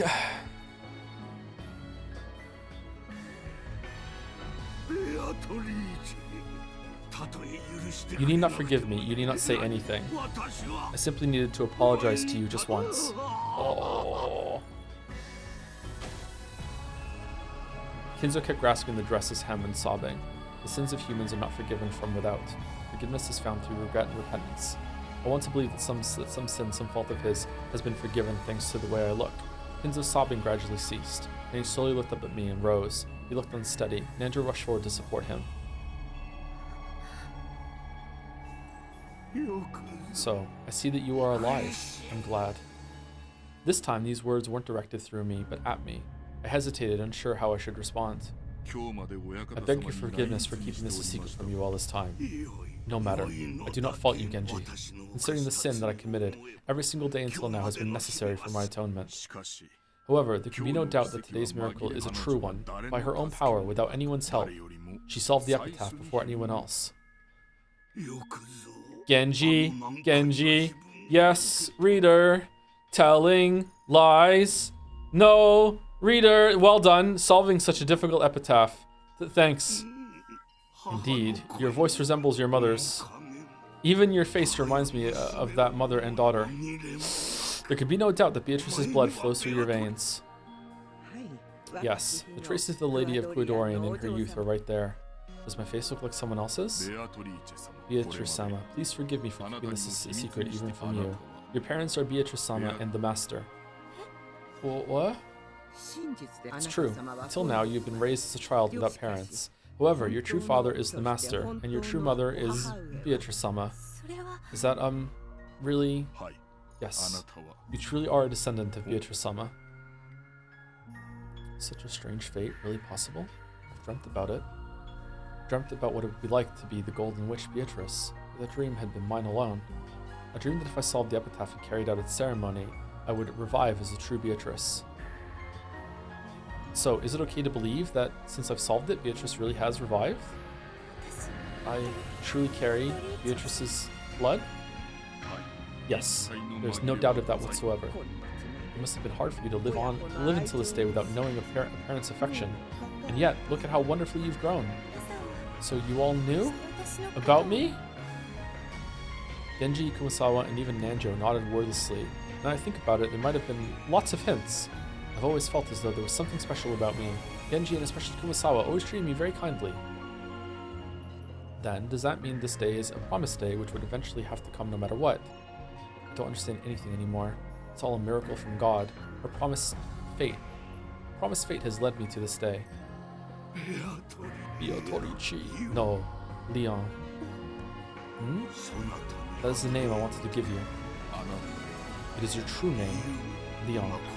I will now return to you everything that Beatrice gave me. I return to you all, to the gold, as well as everything of the Ushimiya family which is created by it. Kizu stuck out a hand that looked like a rotting tree. On his finger was a ring with a one-winged eagle crest, a symbol of the Ushimiya family head. He pulled it off, grasped it tightly, and then held it out to me. Didn't know what to do. Slowly, as though they were being drawn forward, I held out my hands, palms up. After pressing his fists against my cupped hands, Kinzo slowly opened his hands and let the ring drop. Leon, my child, all the ways your fate has been toyed with until today were caused by my sins. Please forgive me. You will now inherit my ring. You are the new Ushimiya family head. All of that gold belongs to you. I ask that you use it as you please, and hope that it will be enough to heal some small part of the pain you have suffered. That trifling amount of gold may be nothing in comparison with the sin I committed, but even so, it should be enough to bring you some comfort. Thank you. Leon, I have one final request. What is that? Could you call me... sorry, what did you say? Could you call me Father? I understand why you are not able to. I have not been a father to you in any way. Furthermore, you have been raised without knowing anything about a father. I realize that it's not a name you can call me by. And I realize that I have no right to ask this of you, but even with that in mind, please, if I could just hear that, I would have no further regrets. After being asked like that, could I possibly have refused? Even if I am his child, I truly cannot acknowledge him as my father. So, it felt very strange to say it, and yet I decided that saying it was the right thing to do. Only God can truly forgive sins, but, though it may be temporary, people can be saved by the forgiveness of others. Yes? Father. That awkward word made Kinzo laugh. Drops of silver fell from both of his eyes. At the moment, the shadow that had covered his face was wiped away. Thank you, Leon, my child, and Beatrice as well. Thank you for this last chance to ask for forgiveness. Of course, I don't believe that I have been forgiven by this alone. I shall atone for the rest as I burn in the fires of hell. I, Ushimiya Kinzo, have no more regrets in this life. None at all. No regrets or matters left unfinished. Looking up to the heavens, Kinzo spread his arms as though facing an applauding audience, laughing at the top of his lungs. And then he just kind of lowered his shoulders again and looked at Nanjo and said, fuck, I thought I was going to die. And Nanjo's like, biology doesn't really work that way. It's just because you have no regrets doesn't mean you're just going to drop dead, man. Like, you might have a couple months left. It's okay. We'll get through it. Let's have a drink. It was the final pleasure known only by those who have been released from all the regrets of this world. Kinzo's laugh weakened, and when it disappeared, he dropped to his knees like a pup with his strings cut and slowly fell to the ground. Master Dr. Nanjo. Yes. Though the master had fallen, they walked up to him slowly. They already knew. Kinzo's soul had already burned itself out. After checking Kinzo's pulse, Nanjo shook his head and stood back up. It was a peaceful death. I don't think he had any regrets at all. So again, alright, sorry. Assuming that this is like Kinzo's actually dead at this point, I do believe that in this moment he does seem regretful and he's trying to atone and he does regret a lot what he did, but that doesn't make it, obviously it doesn't make it okay. Like maybe he's just, the circumstances right now are making him have those conclusions. I understand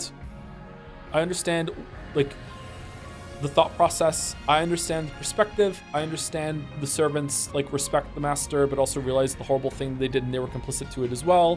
But at the same time, just like I'm too vindictive. It's like, no, fuck you. He's dead though, so it's like, okay, I just,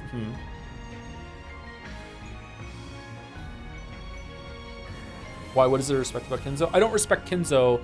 I'm respecting the portrayal of what this person is going through. I don't know. We're getting into some really difficult conversation territory here where it's like,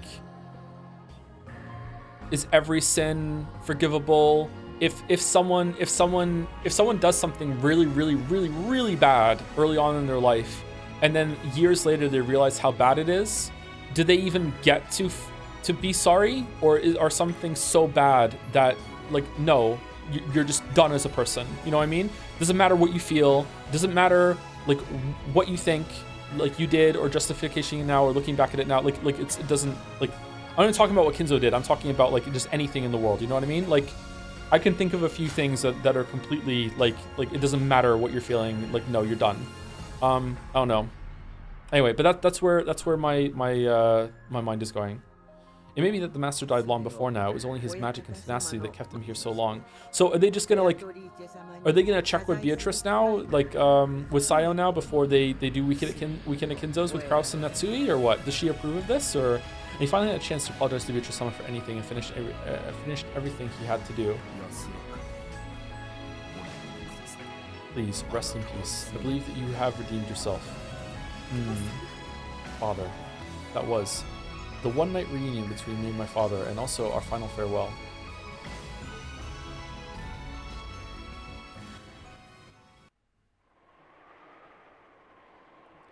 Well,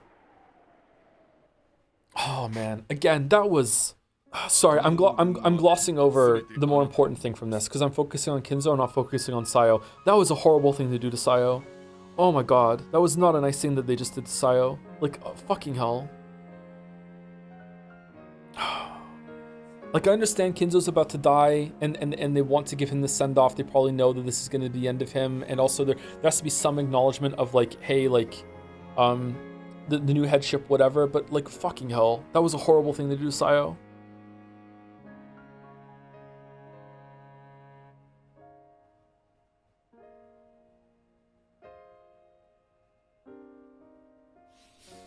This gold all belongs to you now. If you wish to exchange it for money, I can arrange for that.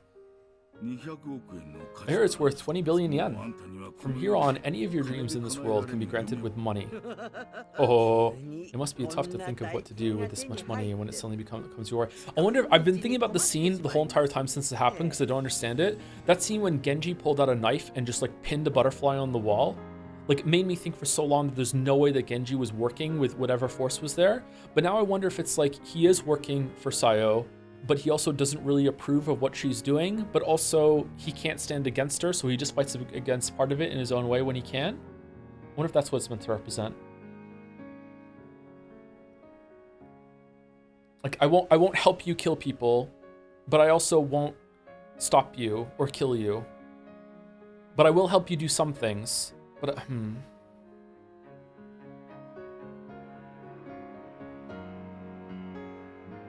It's for hype and war. Yeah, it's true. It's true. Thank you, Jammo211 for the bits.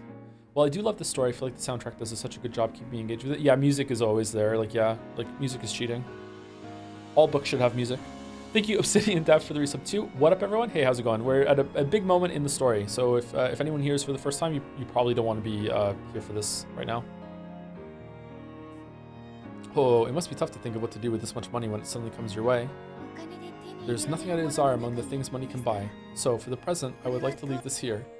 Of course, I'm glad I have a lot of money. However, money can't heal the pain in my heart. I just want him to come back. As you wish. Then it shall be left here. Also, take this key. What's this? Also, this Pokeball. It is a key to the underground VIP room. If you use this, you won't need to use that entrance contraption. There was a key all along. It was so she was the only one who knew the answer to the Epitaph's riddle, and the only key to this place was now hers. At this point, she truly was the master of this golden VIP room. You're already the master of Rikenjima. You have the right to know all of this island's secrets. We should talk about Kuidorian too. That's the mansion your mother lived in. I'm sure you've heard rumors about it. Kuidorian. There are two mansions on this island, one on either end. One is the mansion we know well, the other is a hidden mansion known as Kuidorian. Below this island are the remains of a military base built during the war. The master used that to travel between the two ends of the island. There is an underground path to the back of this room, and if you follow it, you will reach the basement of Kuidorian on the other end of this island. That is a secret mansion which only the master knew of. Of course, that mansion also now belongs to the new head. It's the mansion your mother lived in. It will probably be worth taking a trip over there sometime. My mother? Lived alone my whole life. The only person I've ever felt like calling mother is Kumasawa-san, who always helped me out. So there's a mansion where a mother I've never met nor seen lived. Who exactly am I? Ask any questions you wish. You now deserve to know everything. Right now, I'm feeling very confused. I don't even know where I should start asking questions. I wonder when Beatrice is asking at the end of episode 4, Battler, who am I? What answer does she want? The Sayo answer, or does she want I'm Shannon, the girl you said all those things to on the beach and then fucking left me?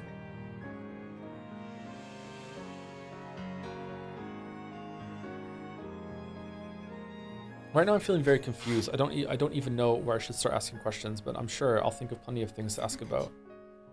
When I do, please tell me. As you wish. But also, being treated so respectfully like that is a bit uncomfortable. I'd be happier if you could talk to me the same way you've always done. If that is what you wish, then I will do so. Oh, that's easier for me too. Well now, what will we do now, Genji-san? Kinzo-san is dead? I will tell Kraus-sama and Madam that he has passed away. Then we must tell them that Leon-sama is the official successor to the headship. After all, from this point forth, you are the Ushiromiya family head. Me as the head? That's... So Ninja was doing a double acting? He was acting on behalf of Kraus and Natsui to the rest of the family, but also acting for Sayo to Kraus and Natsui. Holy shit. Me as the head, and isn't Kraus-sama the successor? The one who solved the Epitaph's riddle is the successor. There exists a will specifying this much. The master's final order was that you were to inherit everything.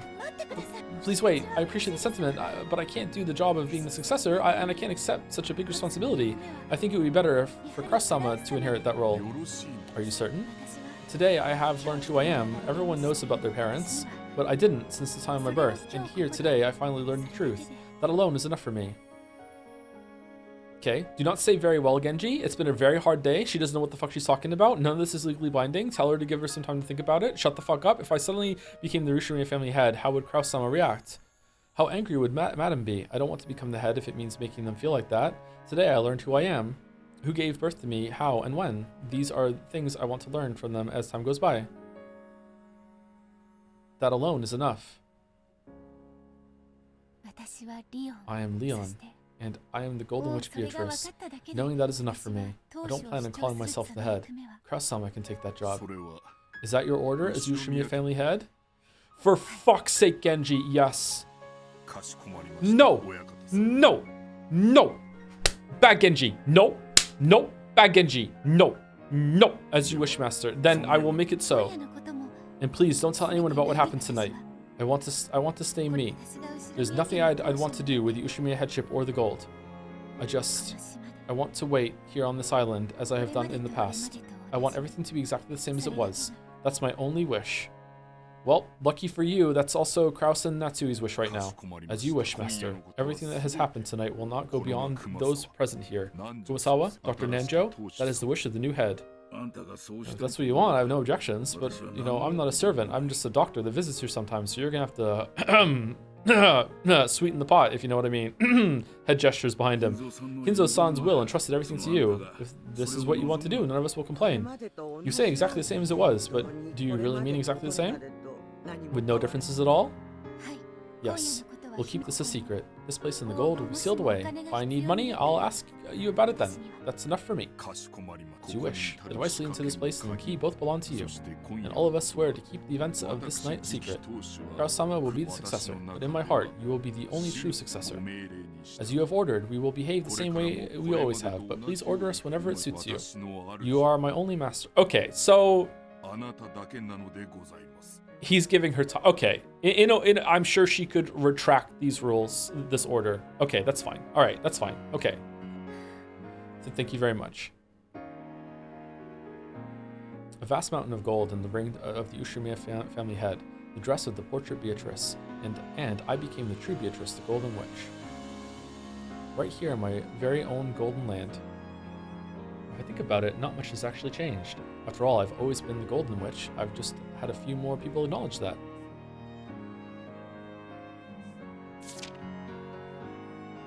November 29th, the day I became a true witch.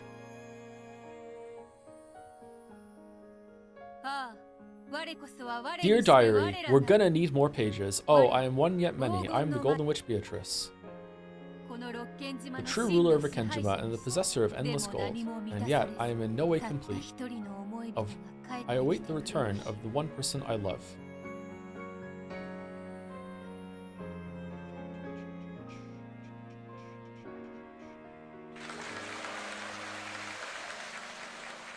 Yay!